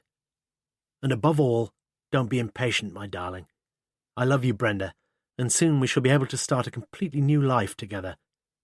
Be discreet always, and do nothing until you hear from me again. Burn this letter, now. Brenda had been working since 7:30 a.m. on the women's surgical ward, and it was now 4:15 p.m. Her Friday evening and the whole of Saturday were free, and she leaned back in one of the armchairs in the nurses' common room and lit a cigarette. Since leaving Oxford, her life, albeit without Paul, had been fuller and freer than she could ever have hoped or imagined. She'd been made aware, too, of how attractive she remained to the opposite sex. Only a week after her appointment, one of the young married doctors had said to her, "Would you like to come to bed with me, Brenda?" She smiled now as she recollected the incident. She stubbed out her cigarette and reached for the Guardian. The same young doctor sat down beside her, unnecessarily but not distressingly close. "Hello, beautiful. What about us doing the crossword together?" He took the paper from her, folded it over to the crossword. "I'm not much good at crosswords," said Brenda. "I bet you're good in bed, though. Any hope for me yet?" "Don't be silly." "No one'll know. We'll just nip up to your room and—" His tone was light and playful. Brenda soon made up an excuse to go to her room, where she lay back on her single bed. Gradually she dozed off, and when she awoke her mouth was very dry. Something had woken her, and now she heard the gently reiterated knock-knock at her door. She fluffed her hair, straightened her uniform, lightly smeared on a little lipstick, and with a little flutter of excitement in her tummy, walked across to the door. It was lying by that same door that a member of the cleaning staff found her the next morning. Somehow she'd managed to crawl across from the centre of the small room, and it was clear that her fingers had groped in vain for the handle of the door, for the lower panels were smeared with the blood coughed up from her throat. No one seemed to know exactly where she came from, but the letter the police found in her handbag suggested strongly that she was, or had been, on the most intimate terms with a man called Paul. It was on Saturday morning, and in the middle of page 2 of the long-delayed post-mortem report on the corpse found on the tower, that Morse came to the conclusion he might just as well be reading the Chinese People's Daily. The first paragraph had been fairly plain sailing, though, and Morse handed the report over to Lewis. The body is that of an adult Caucasian male, brachycephalic, height 5 feet 8 inches, age not easy to assess with accuracy, but most likely between 35 and 40. Hair light brown, probably cut a week or so before death. Eyes colouring impossible to determine. Physical peculiarities none observable, although it cannot be assumed that there were no such peculiarities, since the largest patch of skin taken from the lower instep, left, measures only— Lewis passed the report back, for he had little wish to be reminded too vividly of the sight picked out so recently by the narrow beam of the verger's torch. Moreover, his next job promised to be quite gruesome enough for one morning, as for the next half-hour he sifted through the half-dozen transparent plastic bags containing the remnants of the dead man's clothes. Morse himself declined to assist in the unsavoury operation, and expressed only mild interest when he heard a subdued whistle of triumph from his subordinate. "Let me guess, Lewis, you found a label with his name and telephone number." "Well, as good as, sir." In a pair of tweezers he held up a small rectangular bus ticket. "It was in the breast pocket of the jacket. 30p fare on 26th of October. I reckon the fare from Kidlington to Oxford's about 30p. "Probably gone up by now," muttered Morse. "And surely—" Lewis's eyes suddenly sparkled with excitement. "That was the day when Paul Morris disappeared, wasn't it?" "Never my strong point, dates," said Morse. For the moment, however, nothing was going to dampen Lewis's enthusiasm. "There's not much sense in closing our eyes to the obvious." "Which is?" "That the man we found is Paul Morris," replied Lewis with firm confidence. "Just because a young girl in one of his classes says he used to wear a dark suit and a blue tie—" "And a blue tie, all right. That makes him Paul Morris, you say, Lewis. You're getting as bad as I am." "Do you think I'm wrong?" No, I'm just a little more cautious than you, shall we say?" This was ridiculous. Morse, as Lewis knew only too well, was a man prepared to take the most prodigious leaps into the dark. It took Lewis no more than 10 minutes to discover that Paul Morris had been a patient at the Kidlington Health Centre, and after a little quiet but urgent pressure, the senior partner of that consortium was reading through the details on his medical card. "Well?" asked Morse as Lewis cradled the receiver. "Fits pretty well. 38 years old, 5 feet 9 inches, light brown hair." "Fits a lot of people. Medium height, medium colouring, medium— Don't you want to find out who he is?" Lewis stood up and looked down at Morse with unwonted exasperation in his voice. "Surely you can understand, can't you, Lewis, why I'm hoping that rotting corpse isn't Paul Morris? You see, if it is, I'm afraid we'd better start looking round pretty quickly, hadn't we? We'd better start looking round for yet another corpse, my old friend. A corpse aged about 12. Lewis fell silent for a moment. "Tell me, Lewis," Morse said suddenly, "who do you think murdered Josephs?" "I should think it must have been this down-and-out fella. Like as not, he decided to pinch the collection money, and Josephs got in his way, and he knifed him." "What about Lawson? Who killed him?" "Well, you know better than I do, sir, that the majority of murderers either give themselves up or commit suicide. There's surely not much doubt that Lawson committed suicide." "But Lawson didn't kill Josephs, did he?" "You just said—" "No, I was going on to say, sir, that there was another possibility. I don't think Lawson himself actually killed Josephs, but I think he may have been responsible for killing him." "You do?" Morse looked across at his subordinate with genuine interest. Lewis allowed himself a mild grin of modest gratification. "I think there's more than a possibility, sir, that Lawson got this down-and-out fella to kill Josephs, probably by giving him money." "But why should Lawson want to kill Josephs?" "Well, Josephs must have had some hold over him, and Lawson must have had some hold on this down-and-out fellow." "How right you are, sir." "Am I?" "As I see it," continued Lewis, "Lawson must have been looking after him always, meals, clothes, bed, everything." "He must have been like a sort of brother to him, you mean?" Lewis looked at Morse curiously. "Bit more than that, wasn't he, sir?" "Pardon?" "I said it was a bit more than being like a brother to him, sir. He was a brother, surely. If only we had a bit more to go on, Lewis." And then the truth hit him, as it usually did, with a flash of blinding simplicity. Swanpole had appeared several times in Bell's files as the probable name of the man who had been befriended by the Reverend Lionel Lawson, the man who had so strangely disappeared after the murder of Josephs. But if all the rumours were right, that man's real name was Philip Edward Lawson, and Swanpole was an anagram of P.E. Lawson.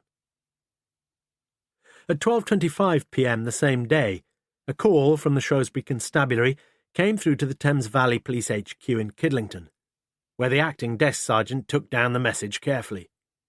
He'd put the message through the appropriate channels.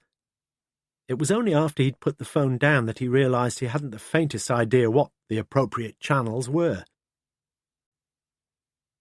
Morse was lingering longer than usual, and it was Lewis who drained his glass first. "You feeling well, sir?" Morse finished his beer in 3 or 4 gargantuan gulps. "Never better, Lewis. Fill 'em up." "You're round, I think, sir." "Oh." Morse leaned his elbows beside the replenished pints and continued, "Who murdered Harry Josephs? That's the key question, really, isn't it?" Lewis nodded. "The prime suspect's got to be the fellow Bell tried to trace, agreed? The fellow who'd stayed several times at Lawson's vicarage, who was at the church when Josephs was murdered and who disappeared afterwards. Agreed? We're not quite certain about it, but there's every chance that this fellow was Lionel Lawson's brother, Philip Lawson. He's hard up, and he's a wino. He sees some ready cash on the collection plate, and he decides to pinch it. Josephs tries to stop him and gets a knife in the back for his trouble. Any problems? Well, how did Philip Lawson come to have the knife? He'd seen it lying around the vicarage, and he decided to pocket it." Lewis was growing increasingly perplexed. "But Josephs was poisoned as well as stabbed. But perhaps he just gave him a swig of booze, doctored booze." Lewis felt the disconcerting conviction that Morse was playing a game with him.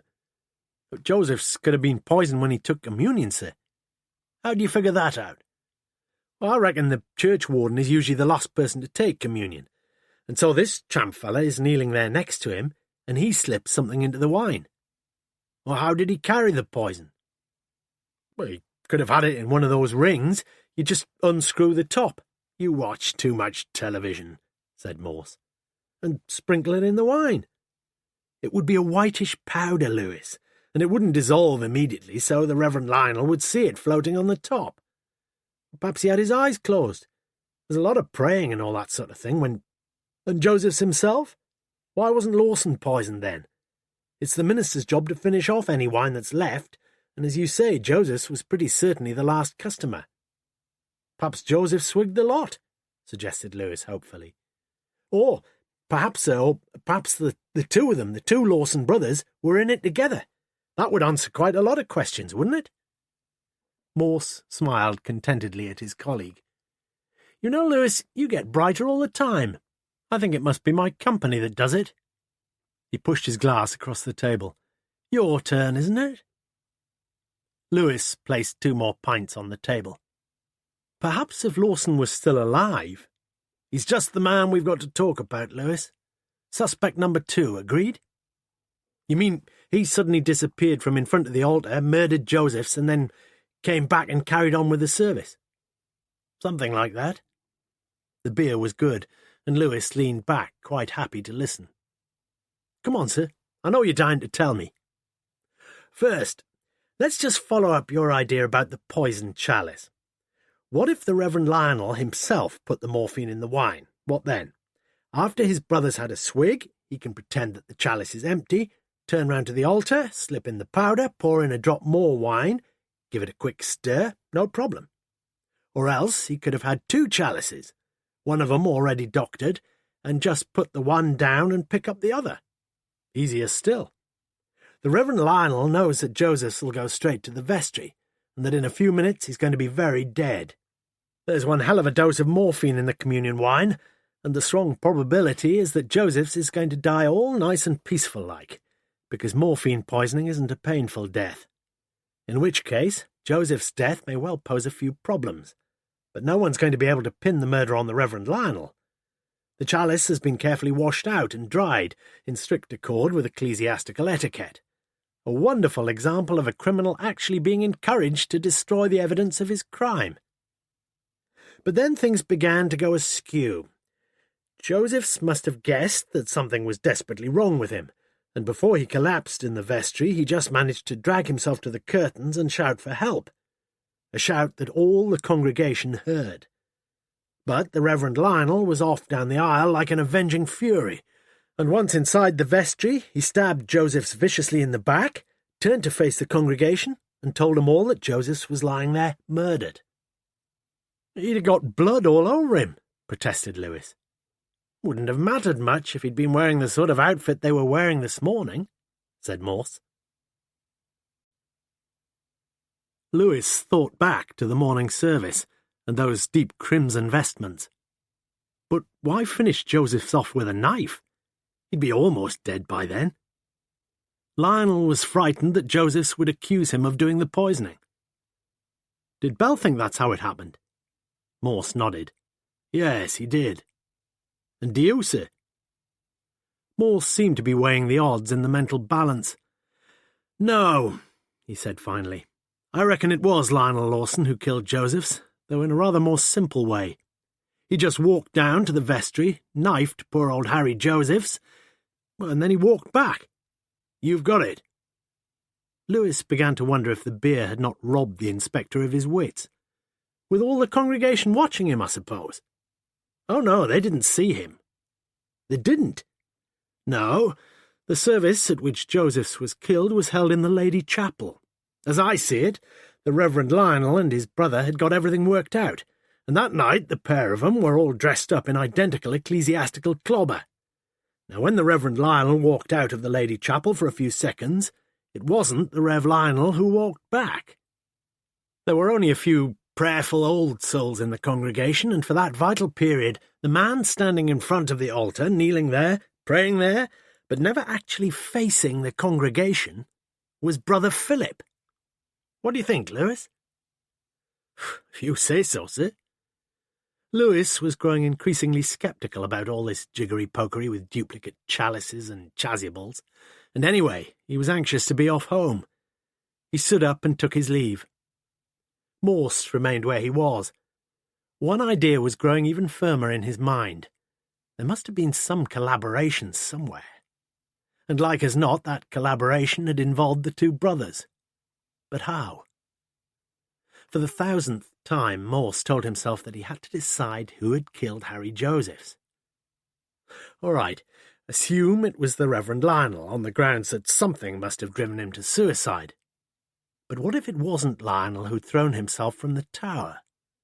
What if it was Philip who'd been thrown? Yes, that would have been very neat. But there was a virtually insuperable objection to such a theory. The Reverend Lionel would have to dress up his brother's body in his own clothes, and that in such a short space of time after the morning service was physically impossible. But what if...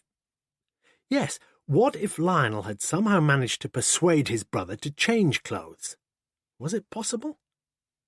Of course it was, because Philip Lawson had already done it before. He'd agreed to dress up in his brother's vestments so that he could stand at the altar whilst Joseph's was being murdered. Doubtless he'd been wonderfully well rewarded for his troubles on that occasion, So why not agree to a second little charade? Of course he would have agreed, little thinking he'd be dressing up for his own funeral. But with one seemingly insuperable problem out of the way, another one had taken its place. 2 people had positively identified the body that had fallen from the tower. Was that a real problem, though? Had Mrs. Walsh-Atkins really had the stomach to look all that carefully at a face that was as smashed and bleeding as the rest of that mutilated body? Had her presence outside the church just been an accidental fluke, because someone else had been there, had he not? Someone all ready to testify to the identity, the false identity of the corpse, Paul Morris.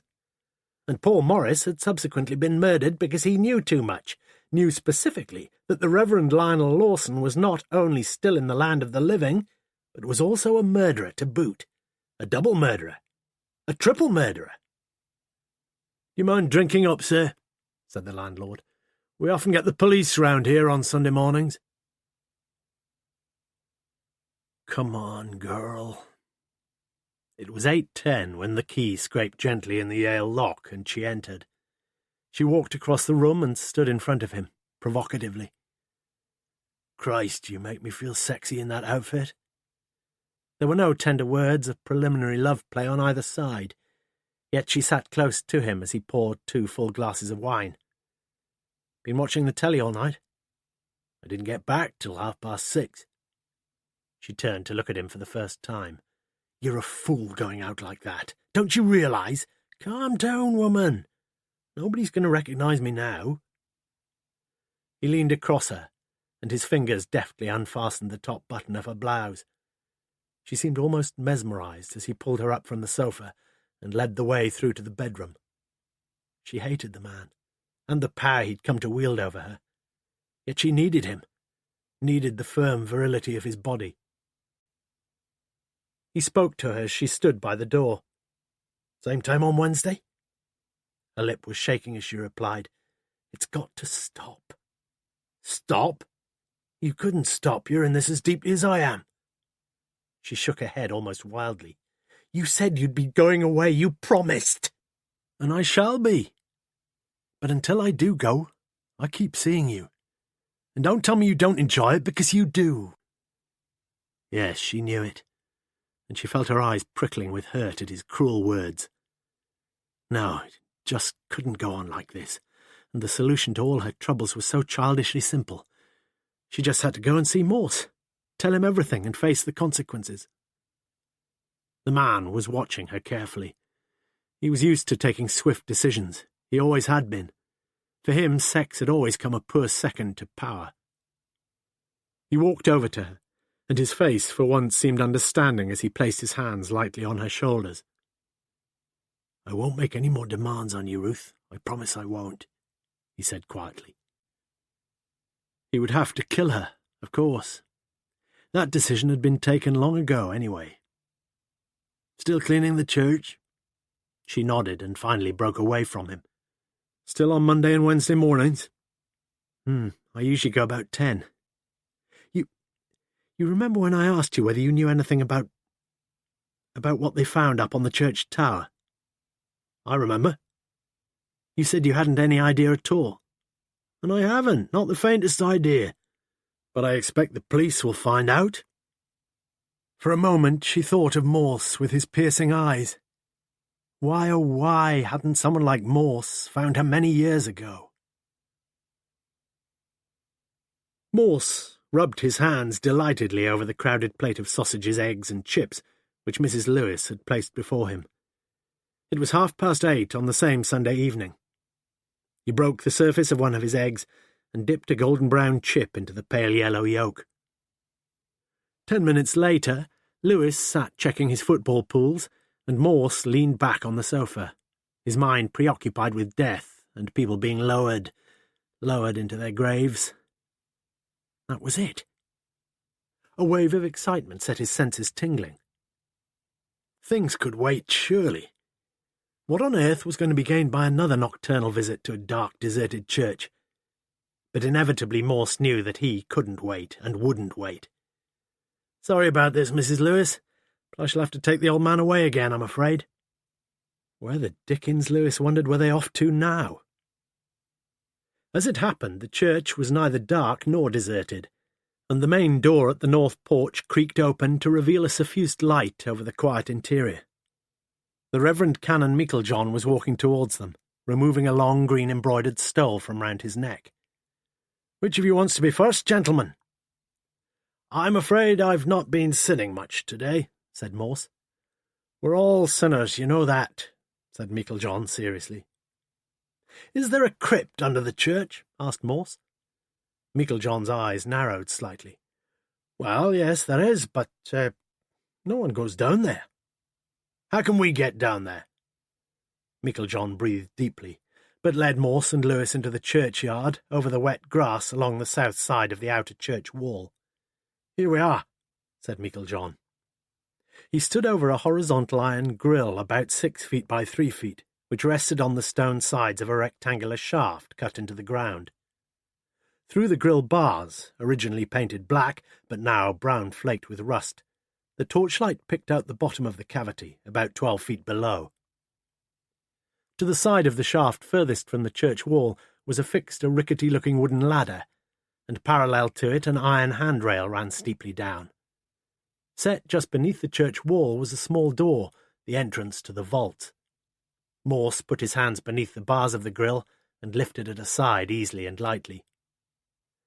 Lewis bent down in the darkness and felt the rungs of the ladder. "Feels pretty firm, sir." Lewis took the torch and slowly and carefully made his way down.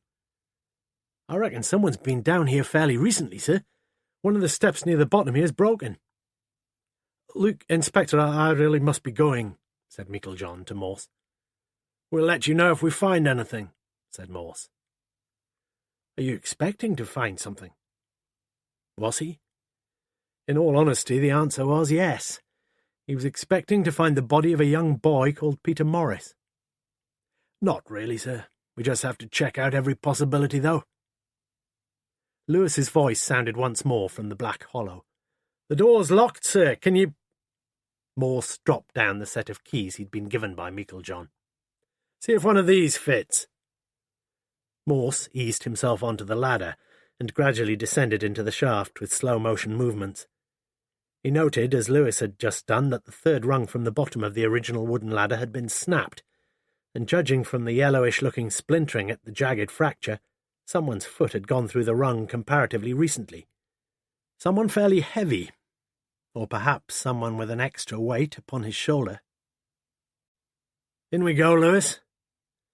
The door creaked on its rusted hinges, as inch by inch Lewis pushed it open, and Morse played his torch nervously to one side and then to the other.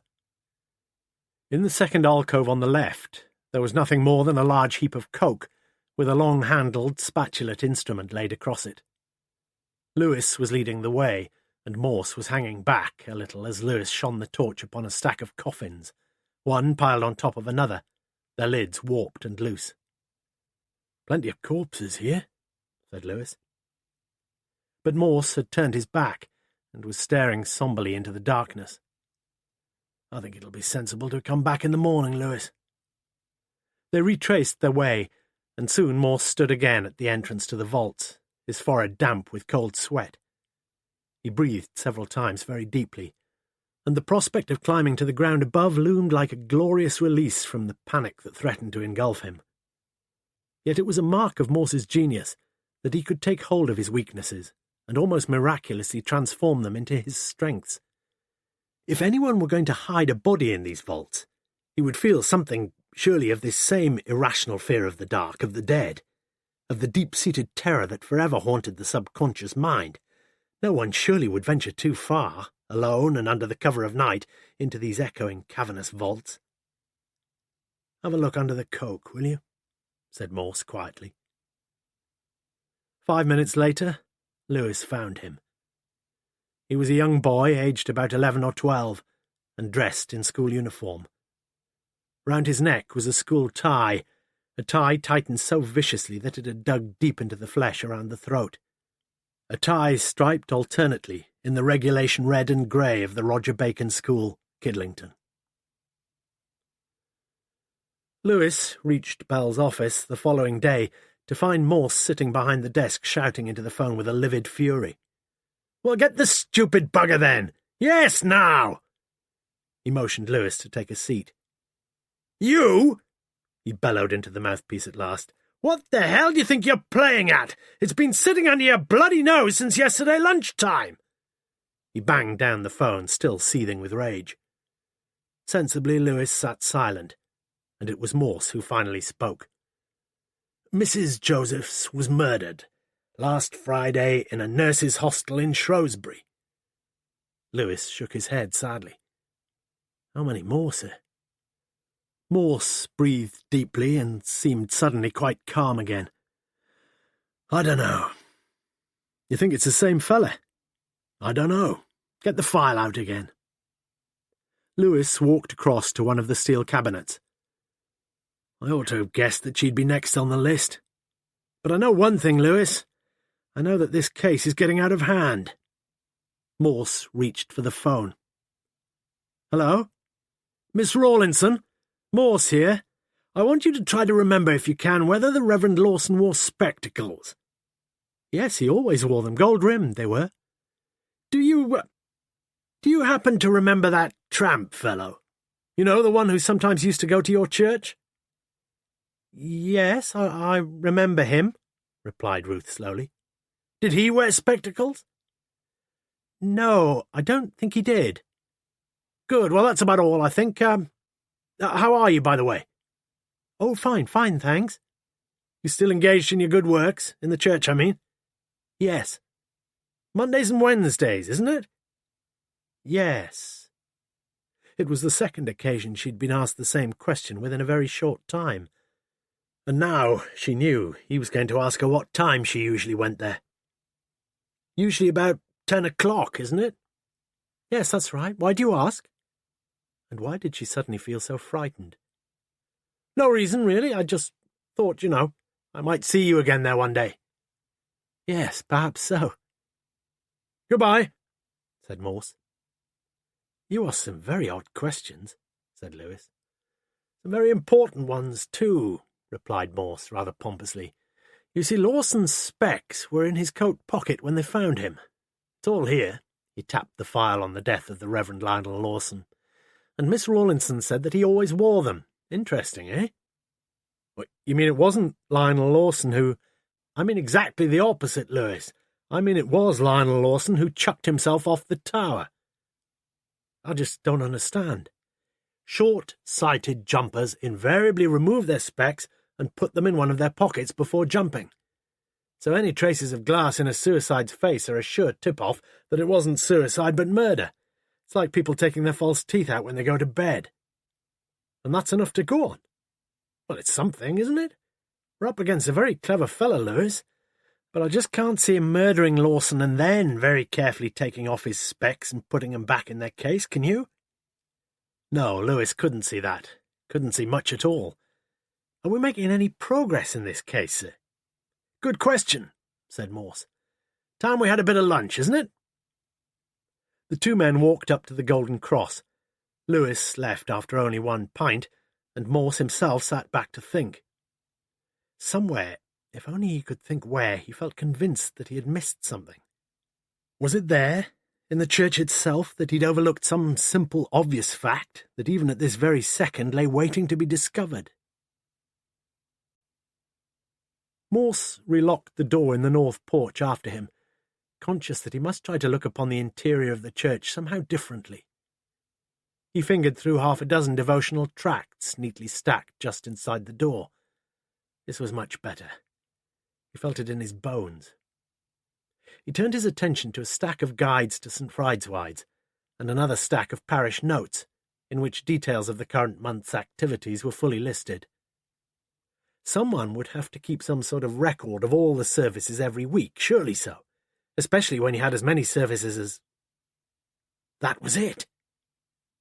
He pocketed the parish notes and came to a halt outside the vestry.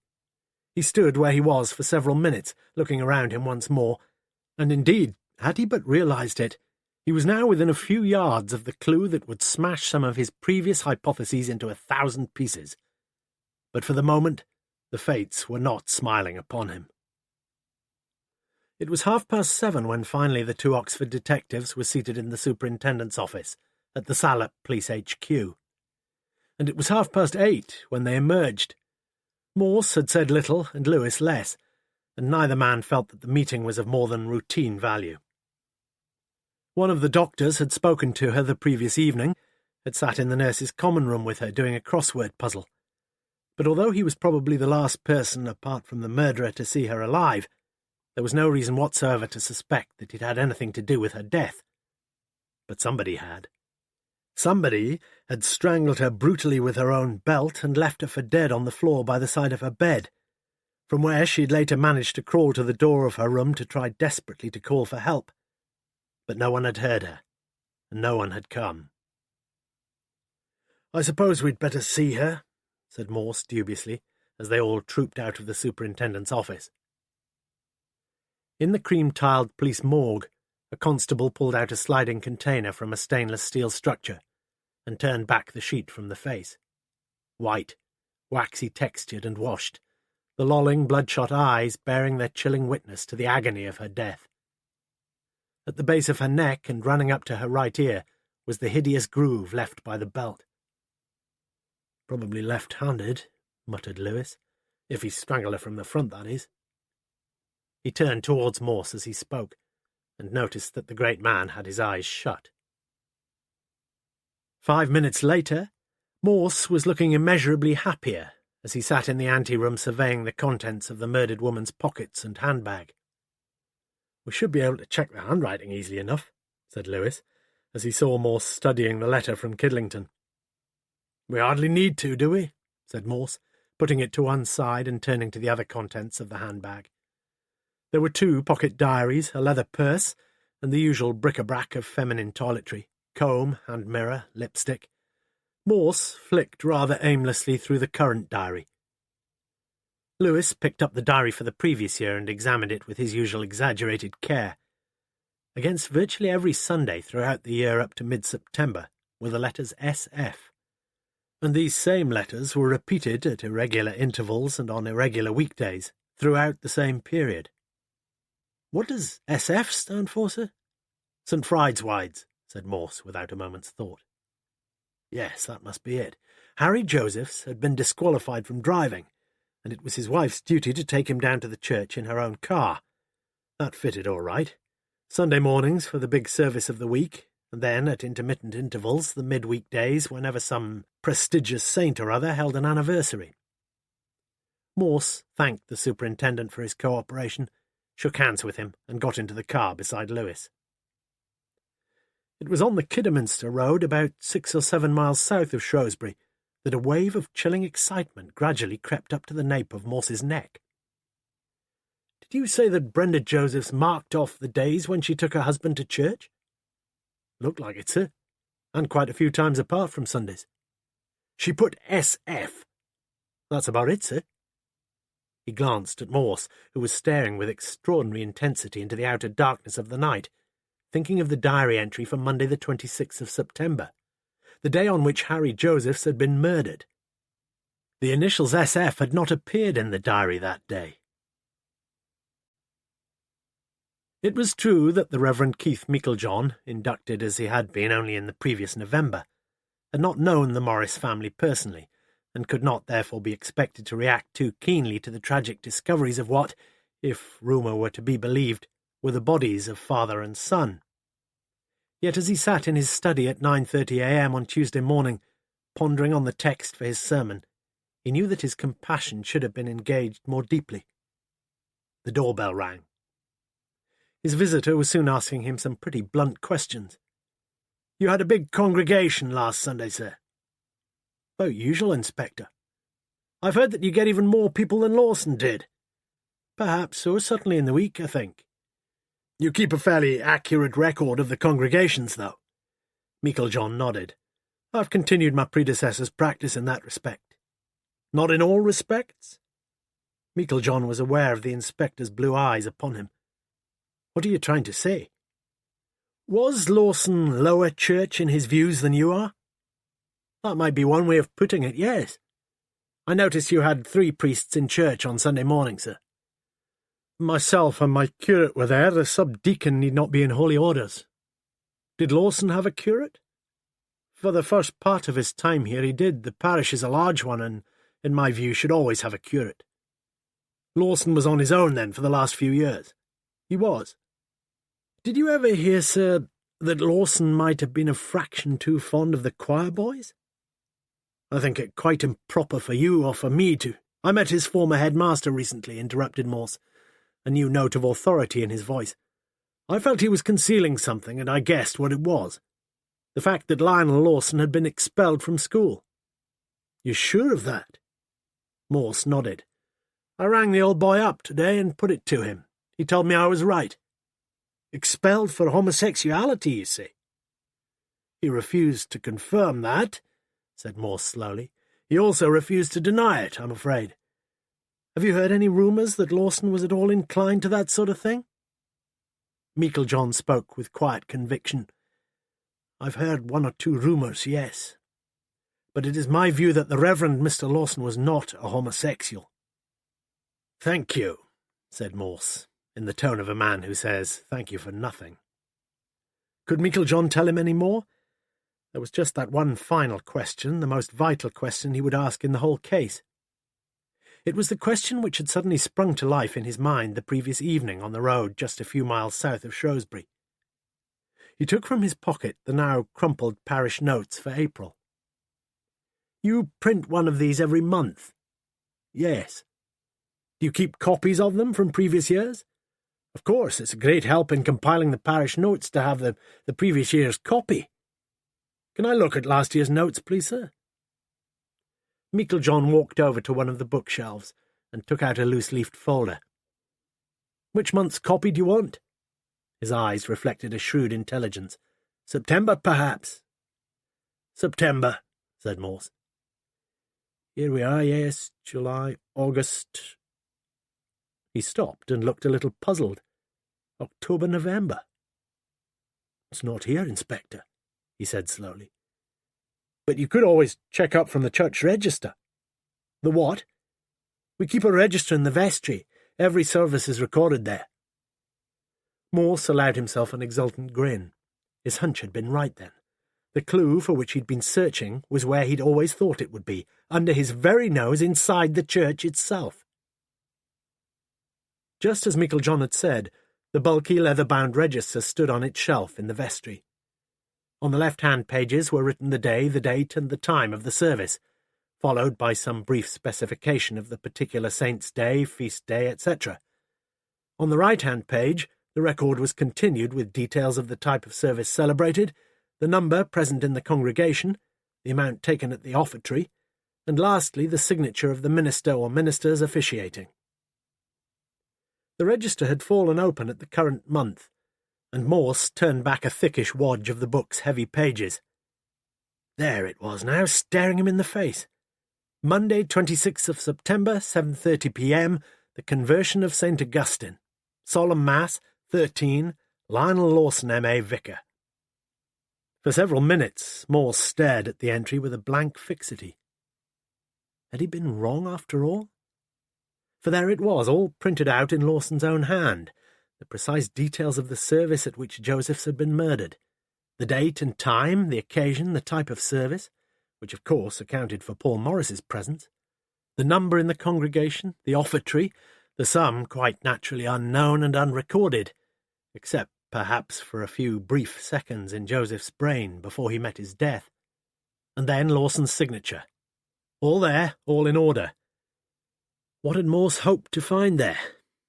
Surely he had not expected the amount of the offertory to be recorded. That would have been an elementary mistake of such monumental stupidity on Lawson's part, that if repeated in other aspects of his crime, would have led to an arrest within a few hours by any even moderately competent detective. No, Morse had not been looking for any such mistake. The simple truth of the matter was that he'd expected there to be no entry at all. The door at the north porch creaked open. It was Meiklejohn. "This is what you want, Inspector," he said breezily. He handed to Morse a single sheet of paper, printed on both sides in faded black ink, with rows of asterisks dividing up the parish notes for the previous September into a series of closely typed paragraphs, of which the first, in double columns, gave full details of that month's forthcoming, and in one case fatal, functions. Morse sat down in the back pew and looked down intently at the sheet. Meiklejohn was leaning forward over the low table in the vestry, writing down the details of the service in the register. "There's just one more thing, sir. Can you tell me anything about St. Augustine?" Meiklejohn blinked and looked round. "Which St. Augustine?" "You tell me." "There were two St. Augustines, St. Augustine of Hippo, who lived about AD 400 or thereabouts. He's chiefly famous for his confessions, as you'll know, Inspector. The other one is St. Augustine of Canterbury, who lived a couple of 100 years or so later. He's the one who brought Christianity to Britain." "Do you know when either of them was converted?" "Converted? No, I'm afraid I don't. I wasn't aware that there was any such biographical data. Certainly not about our own St. Augustine, anyway." "Which one of them do you celebrate here, sir?" Upon Meiklejohn's answer, as Morse now knew, hung all the law and prophets, and the light blue eyes that fixed the vicar were almost hostile in their unblinking anticipation. "We've never celebrated either of them," said Meiklejohn simply. After Meiklejohn had left, Morse hurriedly checked the 3 previous years' entries for September in the register, and almost purred with pleasure.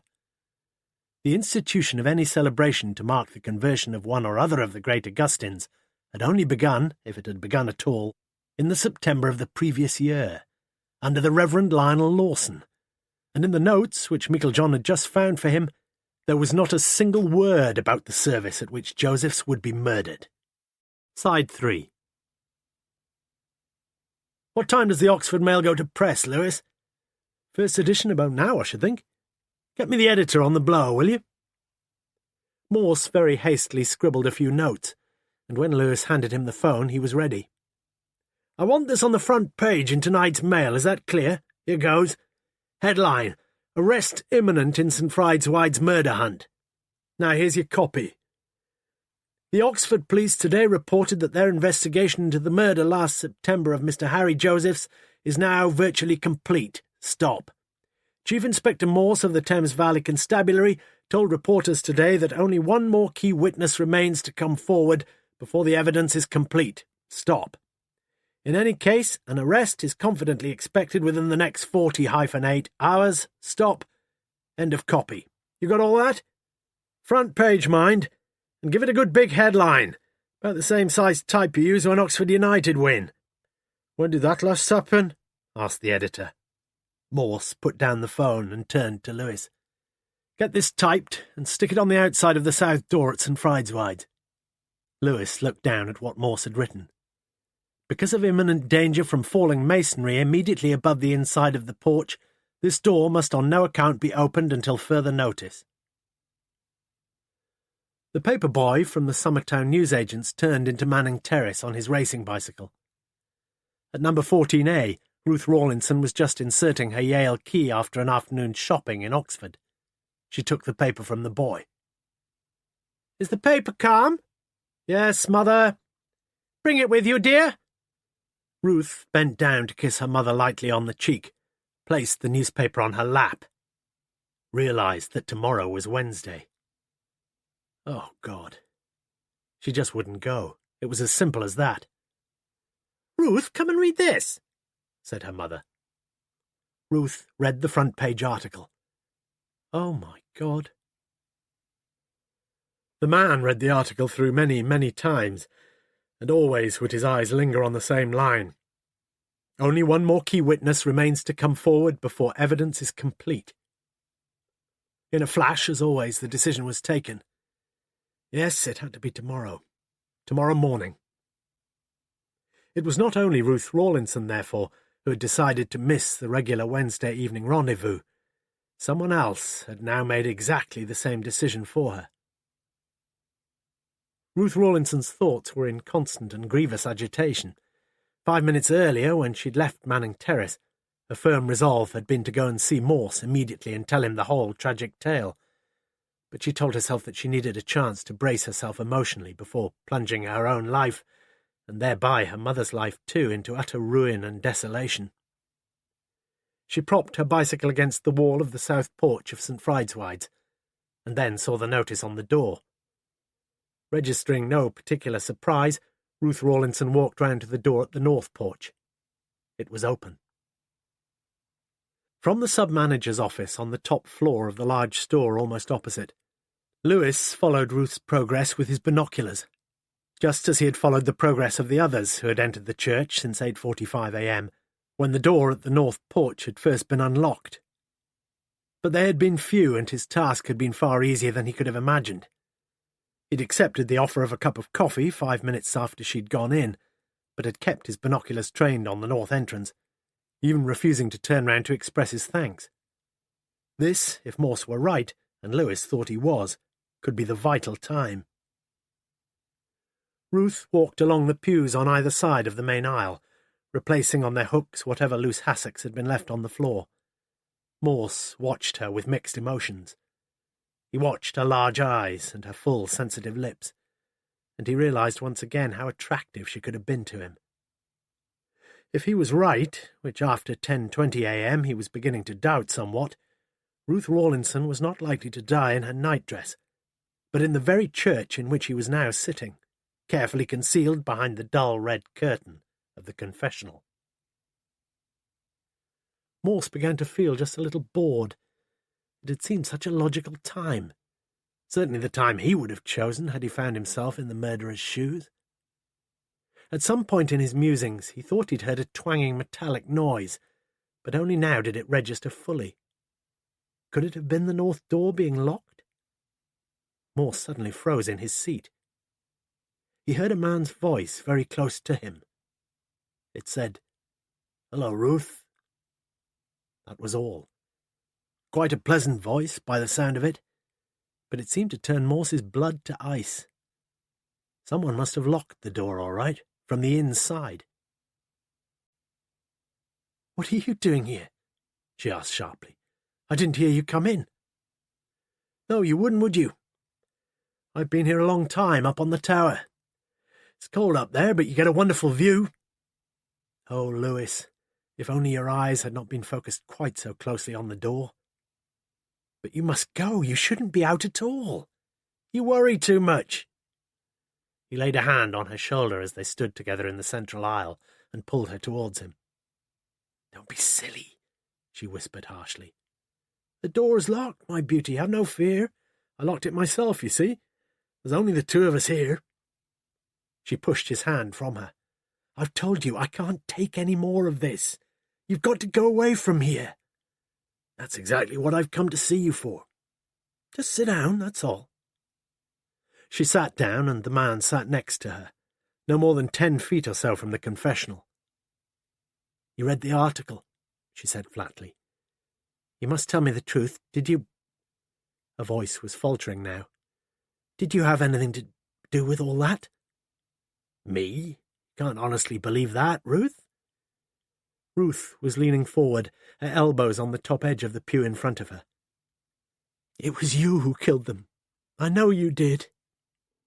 She was a lost soul now, uncaring in the bitter depths of her misery as she buried her head in her hands. Morse, as he watched her, felt a profound and anguished compassion welling up within him. Yet he knew that he must wait. The previous day he had guessed at the truth behind the grim succession of tragedies, and here and now that very same truth was working itself out. The man made no denial of the charges spoken against him.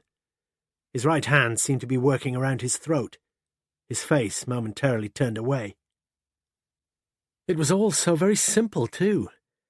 So childishly simple that Morse's mind, as always, had refused to believe it, and had insisted instead on trying to find the weirdest, most complex solutions. The man sitting here now next to Ruth Rawlinson? Well, Morse? Of course it was.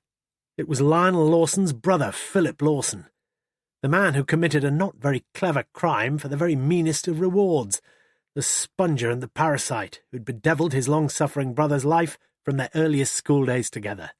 The cleverer boy, the favourite, the boy who'd wasted his considerable substance on riotous living, and who had come back to prey once more upon his wretched brother Lionel. Come back with a complete knowledge of his brother's life and his brother's weaknesses, come back with threats of betrayal and public exposure.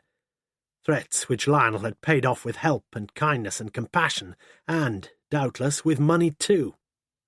And then, yes, and then came the time when Lionel himself, for once in his life, had desperately needed the help of his worthless brother, and was more than prepared to pay for it. The time when the two brothers had planned the execution and arranged the subsequent cover-up of Harry Joseph's murder. A murder planned meticulously at the very moment when Paul Morris had just opened the diapason stop on the organ and was doubtless drowning the church with the last verse of Praise to the Holiest or something. These were the thoughts that flashed across Morse's mind in that instant, with the multiple murderers sitting there just in front of him. Then, even as he watched, Morse felt his every muscle tense in readiness as the adrenaline coursed through his body. The fingers of the man's left hand were holding the narrow end of a tie, a navy blue tie, with broad diagonal scarlet stripes bordered by very much thinner ones of green and yellow. And as Morse watched the scene being enacted immediately before his eyes, his mind seemed to turn a reverse somersault. But the time for thought was past. Already the man's left hand had looped the tie round the woman's neck. Already the right hand was moving to meet it. And Morse acted, clambering out of the confessional. The tourniquet was already tightening around Ruth's throat, and she cried a terrible cry. "Not a step further or else!" snarled the man, springing to his feet and dragging Ruth up with him, the tie cutting cruelly into her neck.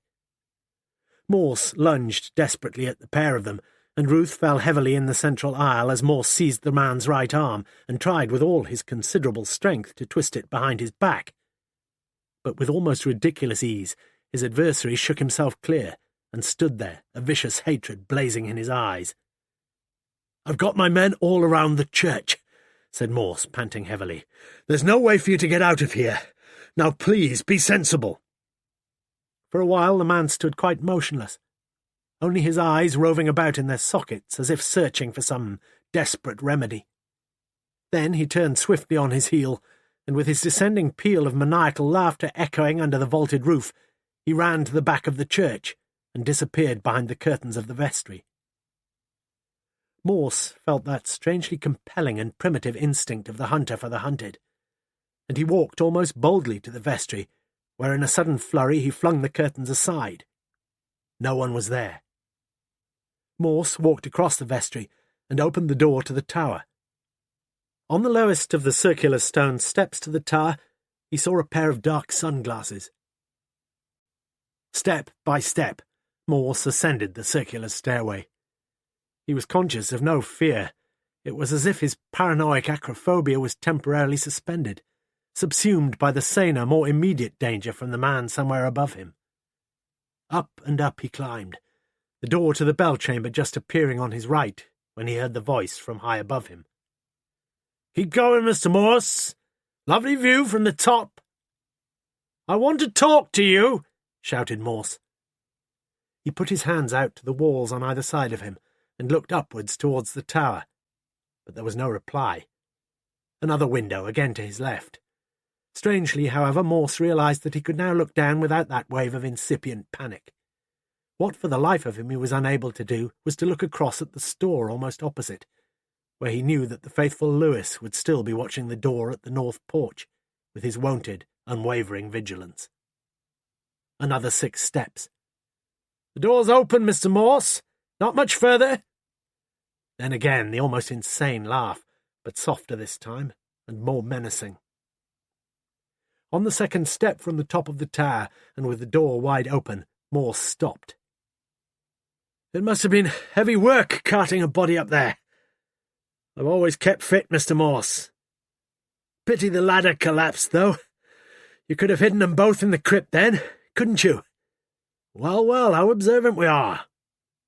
"Why did you have to kill the boy?" asked Morse. But if there was a reply, a sudden tugging gust of wind cut across the words and whipped them away. It was clear to Morse that the man was not concealed behind the tower door, and after taking one further step he could now see him, standing facing him at the northern wall of the tower, about 30 feet away, on the narrow gully that divided the sides of the tower from the shallow central eminence. "Come down. We can't talk here. Come on." Morse's tone was gentle and persuasive. He knew the whole truth at last, and his one remaining duty was to get this man down safely. "We'll talk now, Mr. Morse, or we won't talk at all." The man hitched himself up and sat on the coping between two of the crenellations, his feet dangling loosely above the tower floor. "Don't do anything stupid!" shouted Morse, his voice betraying a sudden panic. "That's no way out for you. Whatever else you are, you're not a coward." The last word seemed to strike a chord, for the man jumped lightly down, and his voice was steady now. "You're right, Mr. Morse. Dangerous sitting there like that." Morse's mind was racing now. This was the time when it mattered so desperately that he said and did exactly the right things.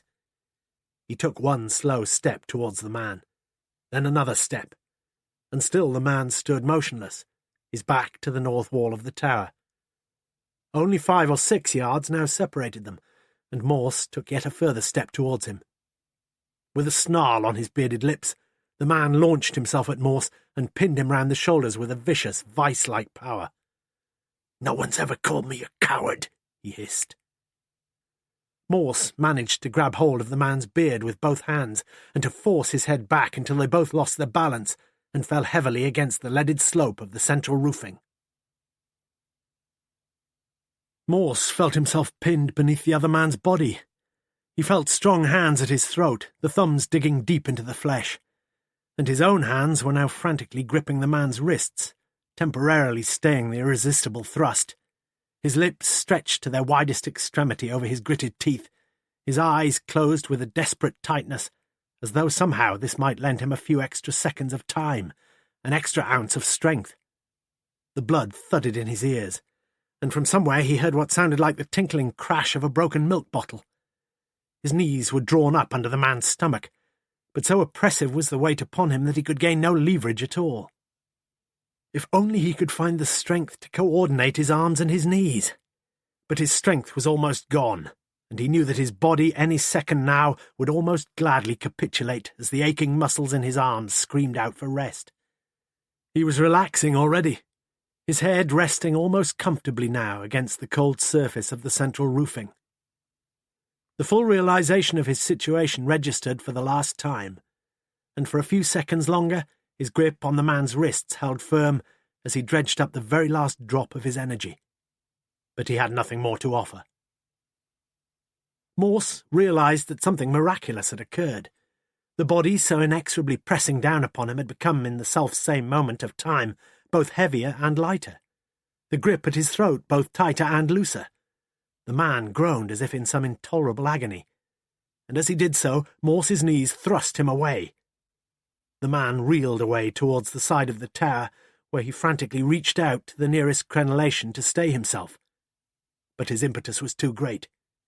The stonework crumbled away as his right hand jarred into it for support, and head first, the man plunged over the parapet.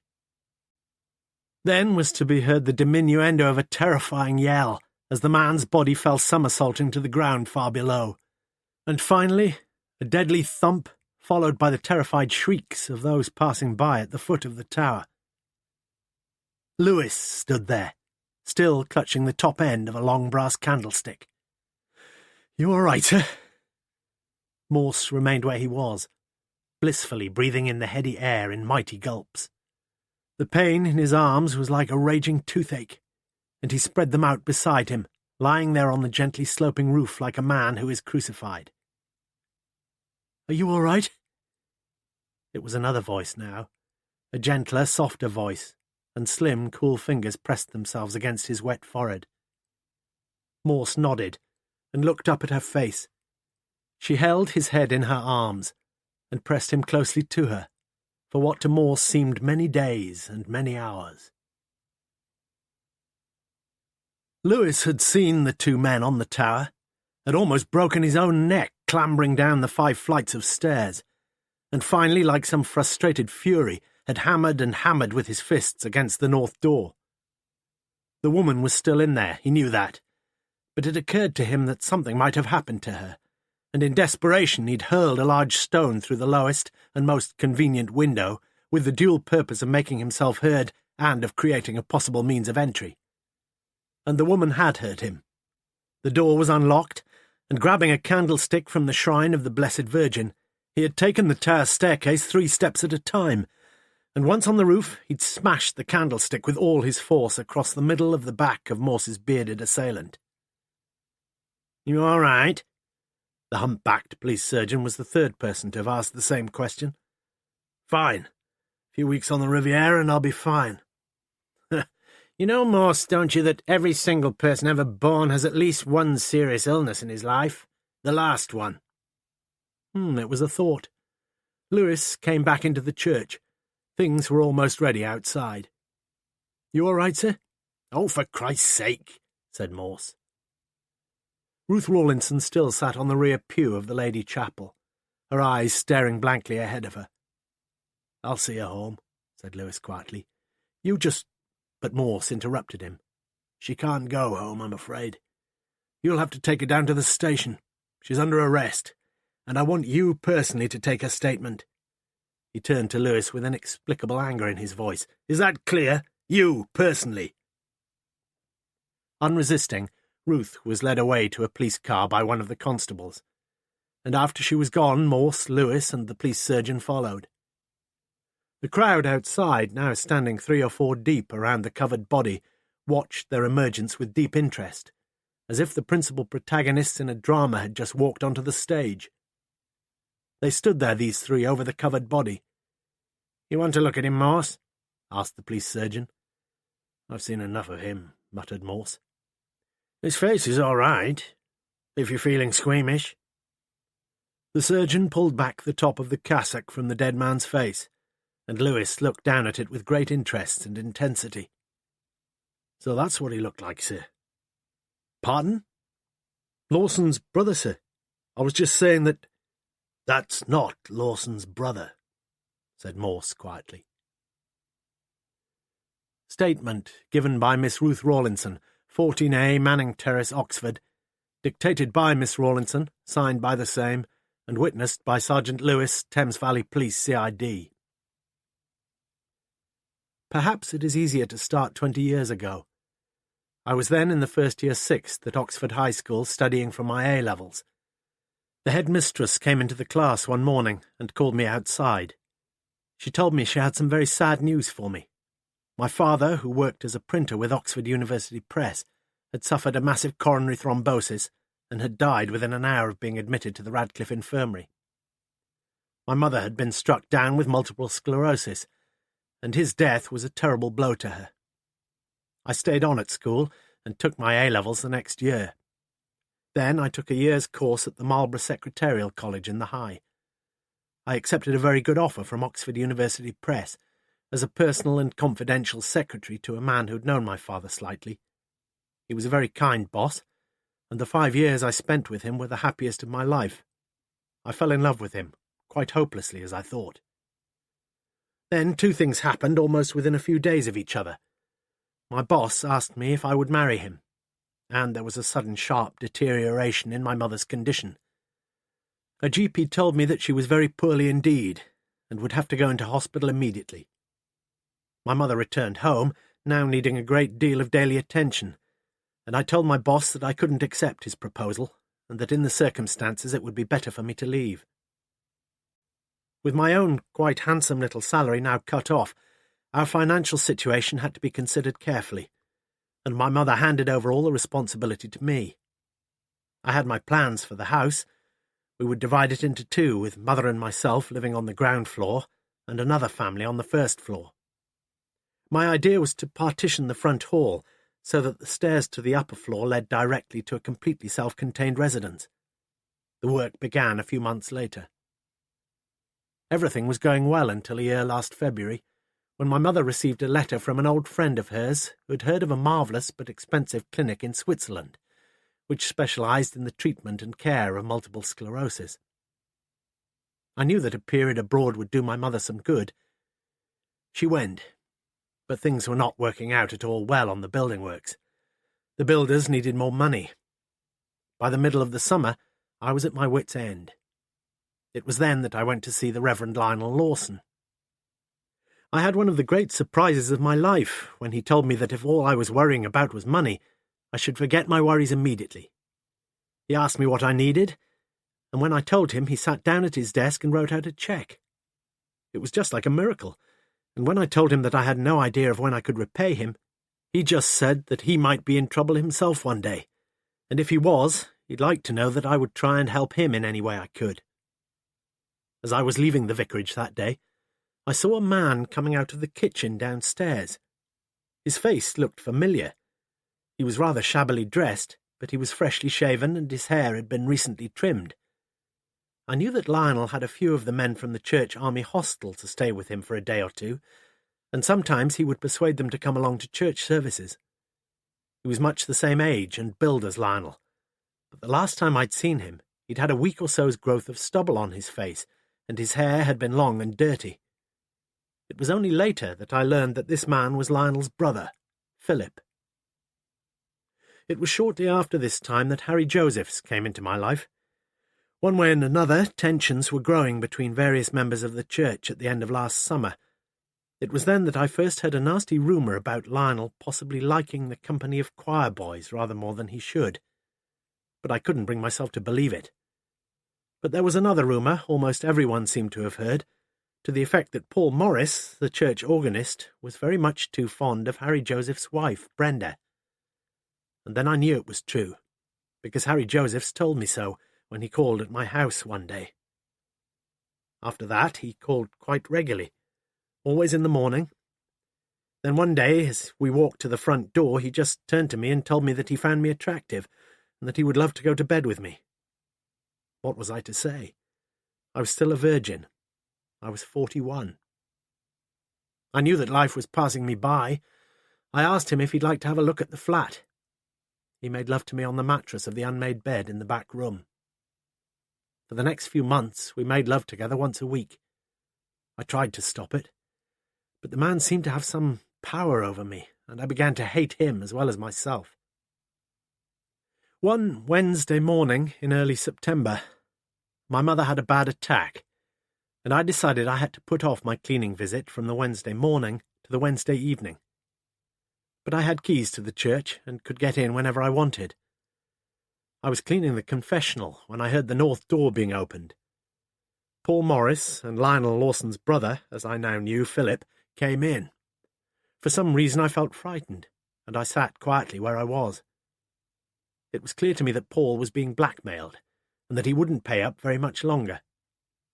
I just kept sitting where I was, and a few minutes later I realised that Paul must have gone, and that Lionel himself had come into the church, because I could now hear the two brothers talking to one another. The little I managed to pick up hit me like a thunderbolt. They were talking about murdering Harry Josephs. I was so astounded that the scrubbing brush I was holding fell clattering to the floor, and they found me. Philip Lawson left almost immediately, and then Lionel begged me for my cooperation. He offered to write me a cheque for £5,000 immediately if I would do as he asked. He said that this payment was for me to keep the upstairs flat free, so that his brother Philip could live there for what was likely to be no more than a month at the outside. Lionel explained to me that I could now discharge my obligation to him, and that this would involve me in the telling of one lie. I was glad to be able to help him. My mind was in a complete whirl as I left the church that evening. I knew that for some reason or other Harry Josephs was going to die, and that my own commitment to tell one simple lie was quite certainly going to be associated with that, for me, not unwelcome event. The conviction gradually grew in my mind that Lionel had hired his brother to murder Harry Josephs, and if this was the case, my own part in the business would have something to do with being with a certain person at a certain time. An alibi. Yes. I began to feel convinced that such was the case. It was only just over 3 weeks until the 26th of September. On that day, the 5 of us met at 7 p.m. at St. Fride's, Brenda Josephs and Paul Morse, Lionel Lawson and Philip Lawson and myself. The doors were locked, and I received my instructions. The candles were to be lit in the Lady Chapel, and prayer books set out as if for 13 members of a congregation. Paul was playing something on the organ, and he seemed to me to look more strained than any of us. Brenda was standing by the font and looking quite expressionless. Lionel was busying himself with what appeared to be the usual preparations for a mass. Lionel's brother was just as spruce as when I had last seen him, and was sitting in the vestry drinking from a bottle which Lionel had no doubt provided for him. At about 7:15, Lionel asked Brenda and myself to go and stand up at the altar in the Lady Chapel, and to stay there until he told us. Almost immediately we heard the key being fitted into the north door, and Harry Josephs walked in, carrying a fairly large brown paper parcel under his arm. He saw the pair of us and nodded. We sat down on the steps of the altar, and I think that both of us were trembling. Then the organ suddenly stopped, and Paul came through and pressed his hand lightly on Brenda's shoulder before walking up towards the vestry. For several minutes we could hear the men's mumbled voices, and then there was a scuffling of feet followed by a dull, low sort of moan. When Lionel fetched us, he looked very shaken. He said that when the police came, I was to tell them that there had been about a dozen or more in the congregation, mostly American visitors, and that I'd heard Harry cry out for help from the vestry during the playing of the last hymn. I just walked slowly down to the vestry in a daze. I could see him clearly. He lay there quite still in his brown suit and the cassock he always wore in church, with Lionel Lawson's paper knife stuck deep in his back. Of the other deaths in this nightmarish business I know nothing at all, but I am convinced that Lionel himself committed suicide, unable to face what he had done. As I now finish this long statement, my thoughts are with my mother, and I beg of you to look after her for me. Signed, Ruth Rawlinson. Morse put down the statement and looked at Lewis with some distaste. Clears the air a bit, doesn't it, sir? That? Morse picked up the statement again, separated the last few sheets, tore them across the middle and deposited them in the waste paper basket. The factual contents of those pages isn't worth a sheet of lavatory paper. If she's decided to persist in her perjury, she'll get twice as long. Surely you can see that, man. Lewis saw very little. He felt very tired now and shook his head without bitterness. I reckon I could do with a bit of a rest, sir. Rest? What the hell are you talking about? We're going to celebrate, you and me. Don't you want to hear what I've been up to, my old friend? Inside the Friar Bacon they ordered beer and sat down, and then Morse spoke. By the time we'd finished in this case, we'd got no less than 5 bodies on our hands, and we were never in a position to learn what any of the 5 could have told us. So if first of all we look for a motive, it's likely to be little more than intelligent guesswork. Let's start with Harry Josephs. He's getting desperately short of money, and what little he manages to get hold of he promptly donates to his bookmaker. Then he starts embezzling church funds, to which he has easy access. Then, I'm guessing again, Lionel Lawson must have found out about this. And if he reports the matter, we've got the humiliating prospect of a highly respected ex-officer caught pilfering from the till. It would surely be the last straw for a man who's already lost his job and his money, and who's in real danger of losing his wife as well. Then take Lionel Lawson. Rumours are beginning to spread about his relations with the choir boys, and someone soon made him very much aware of them, pretty certainly Paul Morris, whose son Peter was actually in the choir. Again, we've got the prospect of public humiliation. Then there's Paul Morris himself. He's having what he hopes is a discreet affair with Harry Joseph's wife, but rumours are beginning to spread about that too, and it's not very long before Harry gets to know what's going on. Next, we come to Ruth Rawlinson. Very soon she gets to know a great deal. In fact, a great deal more than is good for her. But she's got a good many problems herself, and it's directly because of them that she becomes caught up in the case. Last, there's Lawson's brother, Philip. He's been an idle beggar all his life, and looking yet again to his brother for help. Lionel has him to stay at the vicarage, and it isn't long before the old tensions begin to mount again. What have we got, then? We've got enough miscellaneous motives here for a multitude of murders. There's enough potential blackmail and hatred to boil up into a very, very ugly situation. The only thing needed to set the whole reaction off is a catalyst. And we know who that catalyst was. The Reverend Lionel Lawson. It's he who's got the one priceless asset in the case, money. About £40,000 of it. So, what does he offer? To his brother Philip, money, and the chance to perpetuate his dissolute lifestyle for a few more years to come. To Joseph's, money, and the chance to get away to start a new life somewhere else, minus his wife. To Morris, he can probably ensure that Morris gets Brenda Joseph's, and the chance for both of them to get away and start a new life together, with a healthy bank balance into the bargain. To Ruth Rawlinson, money, and the chance to settle once and for all her chronic anxiety over her domestic problems. So Lionel Lawson sets up his scheme, with the others as his willing accomplices. He fixes up a bogus service to celebrate some non-existent feast, and then the deed is done. The witnesses happily perjure themselves, and at the same time vouch for one another's alibis. Lionel is standing at the altar, Paul Morris is playing the organ, Ruth Rawlinson is sitting in the congregation, and Brenda Josephs is across the road at the cinema. If they all stick to their stories, they're all in the clear. All the suspicion, of course, is going to fall on brother Philip. But Lionel has told him, and probably told everyone else, that everything has been most carefully arranged for him. Within a few minutes of the murder, he'll be on his way, with several £1,000s in his pocket for his troubles. And for all that, a little suspicion is a cheap price to pay, wouldn't you say? Morse finished his beer, and Lewis, who for once had beaten him to it, walked up to the bar.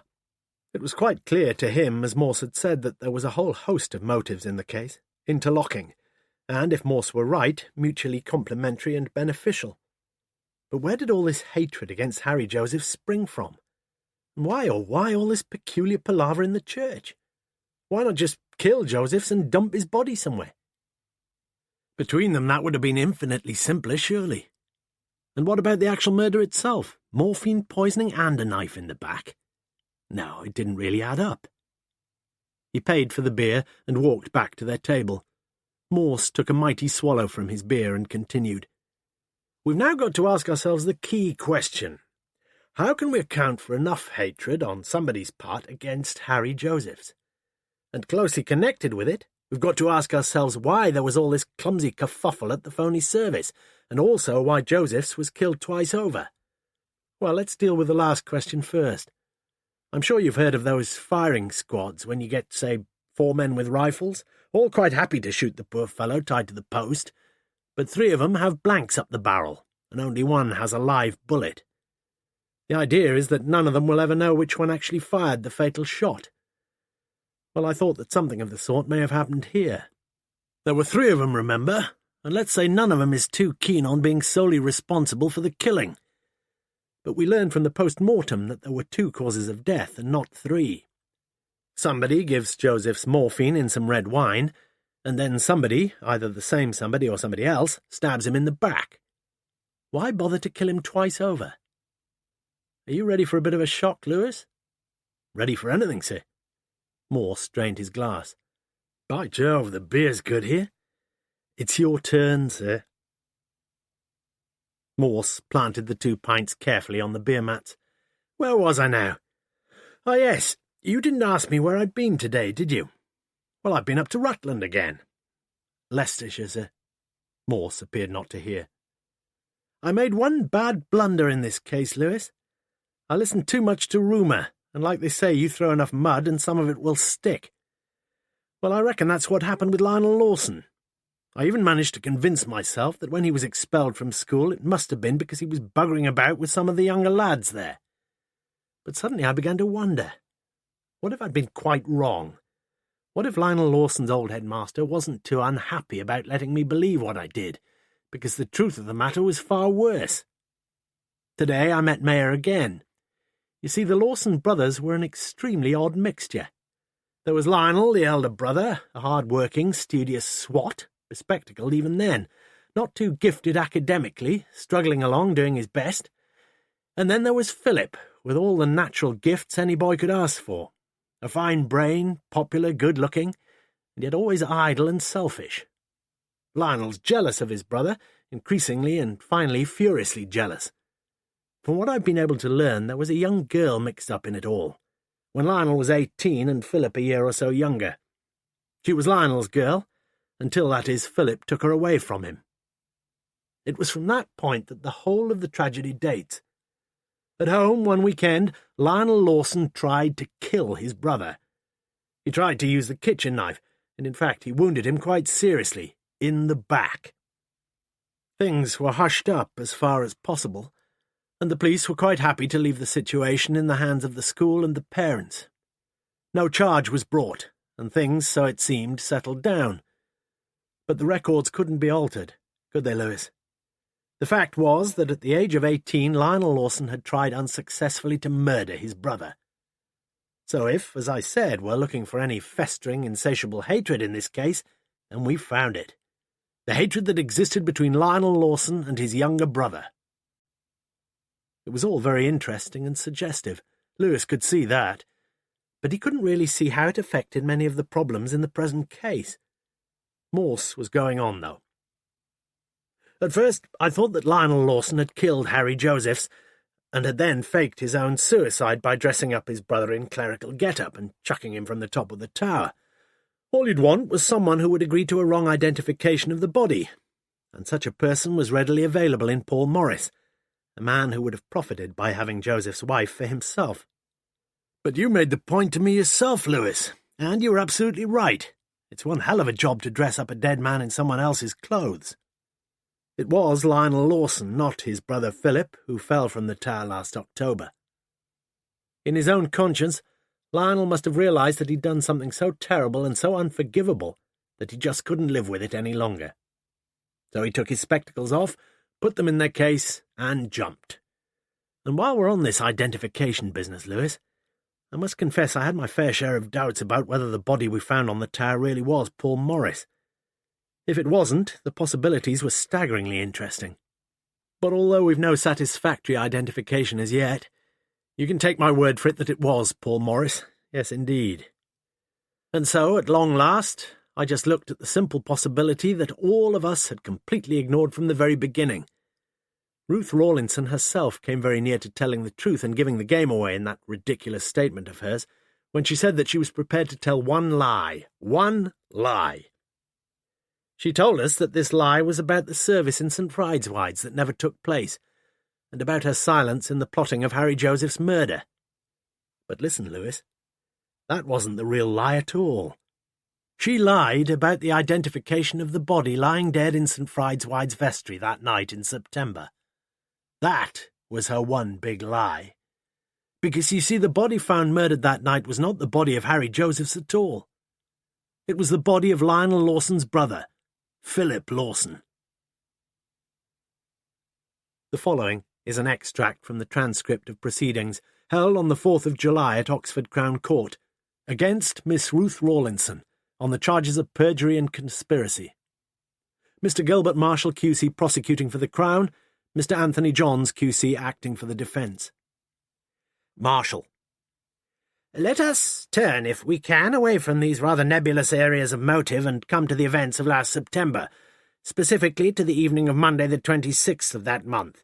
The court will be glad, I know, to hear your own explanation of the events which took place that unholy night. Morse. It is my view, sir, that a conspiracy had been formed to murder Mr. Philip Lawson, and this conspiracy involved the Reverend Lionel Lawson, Mr. Paul Morse, and Mr. Harry Josephs. I'm quite sure in my own mind that the statement made by the defendant about the events of that evening is substantially correct. Correct, that is, as far as it goes, since I'm convinced that Miss Rawlinson was not in a position to know the detailed sequence of events, being neither an active party in nor an actual witness to the murder itself. Marshall. Try to confine yourself to the question, Inspector, will you? Please continue. Morse. If I were to guess the sequence of events that night, sir, it would have to be something like this. Lionel Lawson was able somehow to persuade his brother Philip that it would be greatly to his advantage to be in the church at a certain time that evening. It would have been no great problem to persuade him to drink a glass of red wine whilst they waited there, wine that had already been doctored with morphine. The fact that the man found dead at the church that night could have died, or certainly would have died, of morphine poisoning was clearly established by the post-mortem findings. But the provenance of the morphine itself was never discovered, in spite of extensive police inquiries. However, there was one of the three men who had earlier had direct and daily access to a complete pharmacopoeia. a man who'd worked for 18 months as a chemist's assistant in Oxford. That man, sir, was Harry Josephs, and it was Josephs who, in my view, not only suggested, but actually administered the lethal dose of morphine in the wine. Marshall. Can you tell us why, if the man was already dead, it was necessary to stab him into the bargain? Morse. I don't think he was already dead, sir, although I agree he would have been unconscious fairly soon after drinking the wine. Whatever happened, though, he had to be dead when the police arrived, because there might always be the outside chance of his recovering and telling the police what he knew. Hence the knife. And so, if I may say so, sir, the key question is not why he was stabbed in the back, but why he was given the morphine. In my considered view, the reason was this. It was absolutely vital from Lionel Lawson's point of view that his brother's clothes should be changed. And you can't stab a man in the back and then change his clothes without removing the knife and stabbing him again. By arrangement, Josephs had changed from the brown suit, which by all accounts he always wore, and brought it with him to the church that night.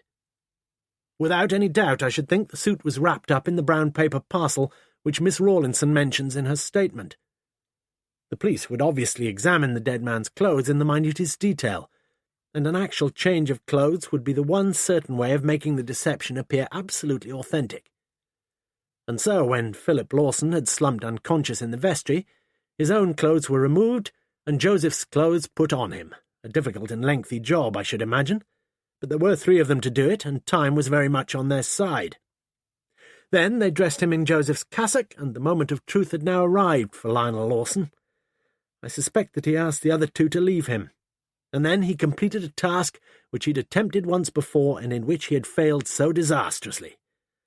He looked down on the brother he had hated for so long, and he stabbed him in the back with his paper knife. The police were summoned immediately, the body wrongly identified both by the defendant and by poor Morris. He had to have someone who was willing to be identified as the dead man and who was also prepared to disappear immediately from the Oxford scene. Philip Lawson had let it be known to several people, including the defendant, for example, that he was Lionel Lawson's brother. So if he'd been murdered and identified as the man who had often been seen at the vicarage, in the church, and so on, it would only have been a matter of time before the police discovered his true identity. And once that was known, other facts would have been swift to follow. An attempt had already been made upon the man's life once before, with a knife, by his elder brother. Police inquiries would very quickly have been channelled in the right direction, and virtually certain suspicion would have centred on the Reverend Lawson. As I say, sir, it was absolutely vital not only that Philip Lawson should die, but also that he should be wrongly identified. As the court now knows, he was indeed wrongly identified as Harry Josephs, and Harry Josephs himself disappeared from the scene. Although, as it happens, he didn't disappear very far. That same night he moved into the upstairs flat at 14B Manning Terrace, and he lived there until he died. Marshall. Before you go on with your evidence, Inspector, I must ask you if it is your view that the defendant's relations with Mr. Josephs had ever been in any way more intimate than merely providing him with the daily necessities of living? Morse. No. Marshall. Please continue, Inspector. Morse. I think the idea must have been for Josephs to stay where he was until the dust had settled, and then to get right away from Oxford somewhere. What is certain is that he very soon learned that the Reverend Lionel Lawson had committed suicide and— Marshall. I'm sorry to interrupt you again, but is it your view that in that death, at least, the late Mr. Josephs could have had no hand whatsoever? Morse. It is, sir. News of Lawson's death, as I say, would have been a big shock to Josephs. He must have wondered what on earth had gone wrong. Specifically, he must have wondered many times whether Lawson had left a note, and if so, whether the note in any way incriminated himself and the others. Quite apart from that, though, Josephs had been dependent on Lawson. It was Lawson who had arranged his present hideout, and it was Lawson who had arranged his impending departure from Oxford. But now he was on his own, and he must have felt increasingly isolated. But again, that's guesswork. What's clear is that he started going out into Oxford during the early winter months. He wore Philip Lawson's old clothes, he wore a pair of dark glasses, he grew a beard, and he found that he could merge quite anonymously into the Oxford background. It was about this time, too, I think, that he must have realised that there was now only one other person who knew exactly what had taken place in the vestry. that September evening. And that person was Paul Morse, a man who'd robbed him of his wife, and a man who'd done very nicely out of the whole thing. Joseph's hatred of Morris grew, as did his sense of power and his rediscovered capacity for the sort of action he'd once known as a captain in the Royal Marine Commandos. On some pretext or other, Joseph was able to arrange a meeting with Paul Morse at St. Fried's, where he killed him and hid his body. He was compelled to use the church. He was disqualified from driving. If he had a car, he would probably have tried to dispose of the body elsewhere. But in this respect, at least, he was a victim of circumstance. Later, the same day, at tea-time in fact, he also arranged to meet Peter Morris, and there can be little doubt that the young boy was also murdered at St. Fried's. I'm pretty sure his first idea was to hide both bodies in the crypt, but then something happened. As he was carrying the boy's body down, the ladder snapped. He decided that he couldn't or daren't repeat the process with a much bigger and heavier body, so he changed his plans and carried Paul Morris's body up onto the tower roof. Marshal. And then he decided to murder his wife? Morse. Yes, sir, once the bodies, or just one of them, were found, he was going to make absolutely sure that she didn't talk either.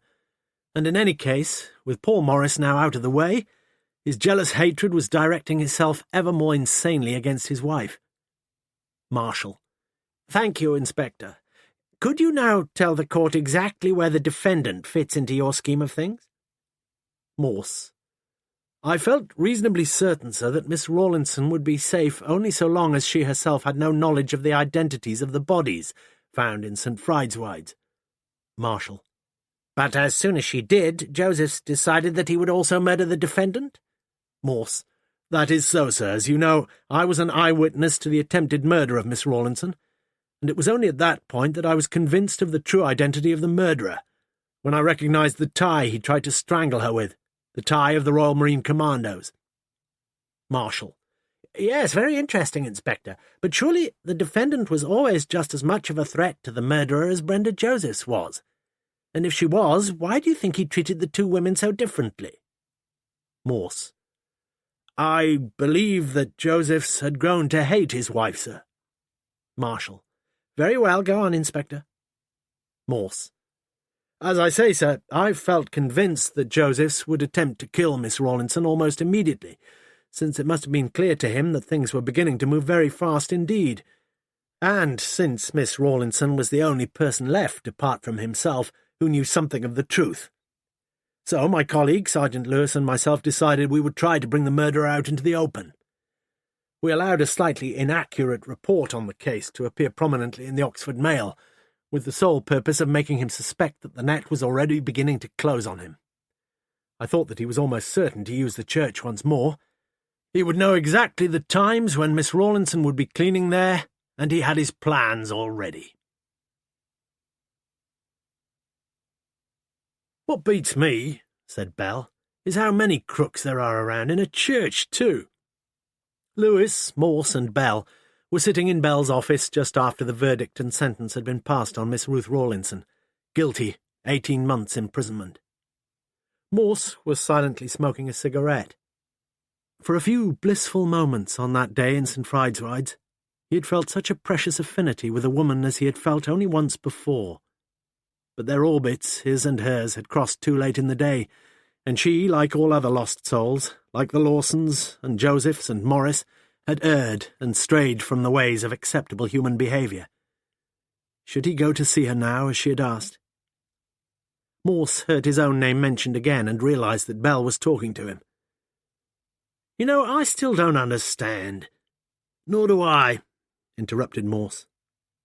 Wasn't one of the real mysteries the source of that poison which had slowly but inexorably dripped and dripped into Lionel Lawson's soul, and that was almost as old as the seed of Adam himself, when Cain and Abel had presented their offerings before the Lord? Pardon? I said the pubs'll soon be open, sir. Not tonight for me, Lewis. I don't feel much like it. He got up and walked out of the office without a further word, Lewis staring after him in some bewilderment. Odd bugger, said Bell, and Lewis felt he had to agree with him. Obviously Ruth had been crying, but she was now recovered. I just wanted to thank you, Inspector, that's all. You've been so kind to me. And I think if anyone could ever understand me, it might have been you. Perhaps so, said Morse. I just wanted to say that when you asked me out that time, do you remember? Her face betrayed her feelings completely now, and Morse nodded and looked away. I know what you're going to say, I understand. But I want to say it to you, Inspector. I want you to know that... She was unable to go on, and Morse touched her shoulder lightly. Then he got up and made his way quickly out along the corridor. Mrs. Alice Rawlinson had been taken to the old people's home in Cowley immediately after her daughter's arrest. When Ruth was freed after serving only 11 of her 18-month sentence, the old lady returned to 14A Manning Terrace. One sunny morning in mid-June, Chief Inspector Morse walked into St. Fride's. The woman he was seeking was not there. As once before, he decided to walk up to North Oxford. Reaching the Summertown shops, he called into the Dewdrop, drank several pints of beer, and continued on his way. When he came to Manning Terrace, Morse turned into it. At number 14A, he stopped, knocked briskly on the door, and stood there waiting. You? I heard you'd come home. Well, come in. You're the first visitor I've had. I just called by to tell you that I've been thinking a lot about you since you've been, away, and you'd blush if I told you what happened in my dreams. Of course I wouldn't. Don't take any notice of me. I've had too much beer. Please, come in. Your mother's there? Why don't you take me to bed? Her large eyes held his, and in that moment a sparkling mutual joy was born. Can I use your gent? There's one upstairs. It's a lady's, too. Upstairs? Just a minute. She was back almost immediately with a Yale key labelled 14B in her hand. Hadn't you better tell your mother? I don't think so, she said, and a slow smile spread across her lips as she closed the door of 14A very quietly behind her and inserted the key into 14B. Morse's eyes followed her slim ankles as she climbed the carpeted stairs ahead of him. Let's go into the lounge a few minutes first, said Morse. Morse took her in his arms as they stood there and kissed her tenderly on her sweet, full lips. I dreamed about you, too, she whispered in his ear. Did I behave myself? I'm afraid so. But you're not going to behave yourself now, are you? Certainly not. What's your Christian name? She asked. I'll tell you afterwards, said Morse quietly, as his fingers lingered lightly on the zip at the back of her brightly patterned summer dress.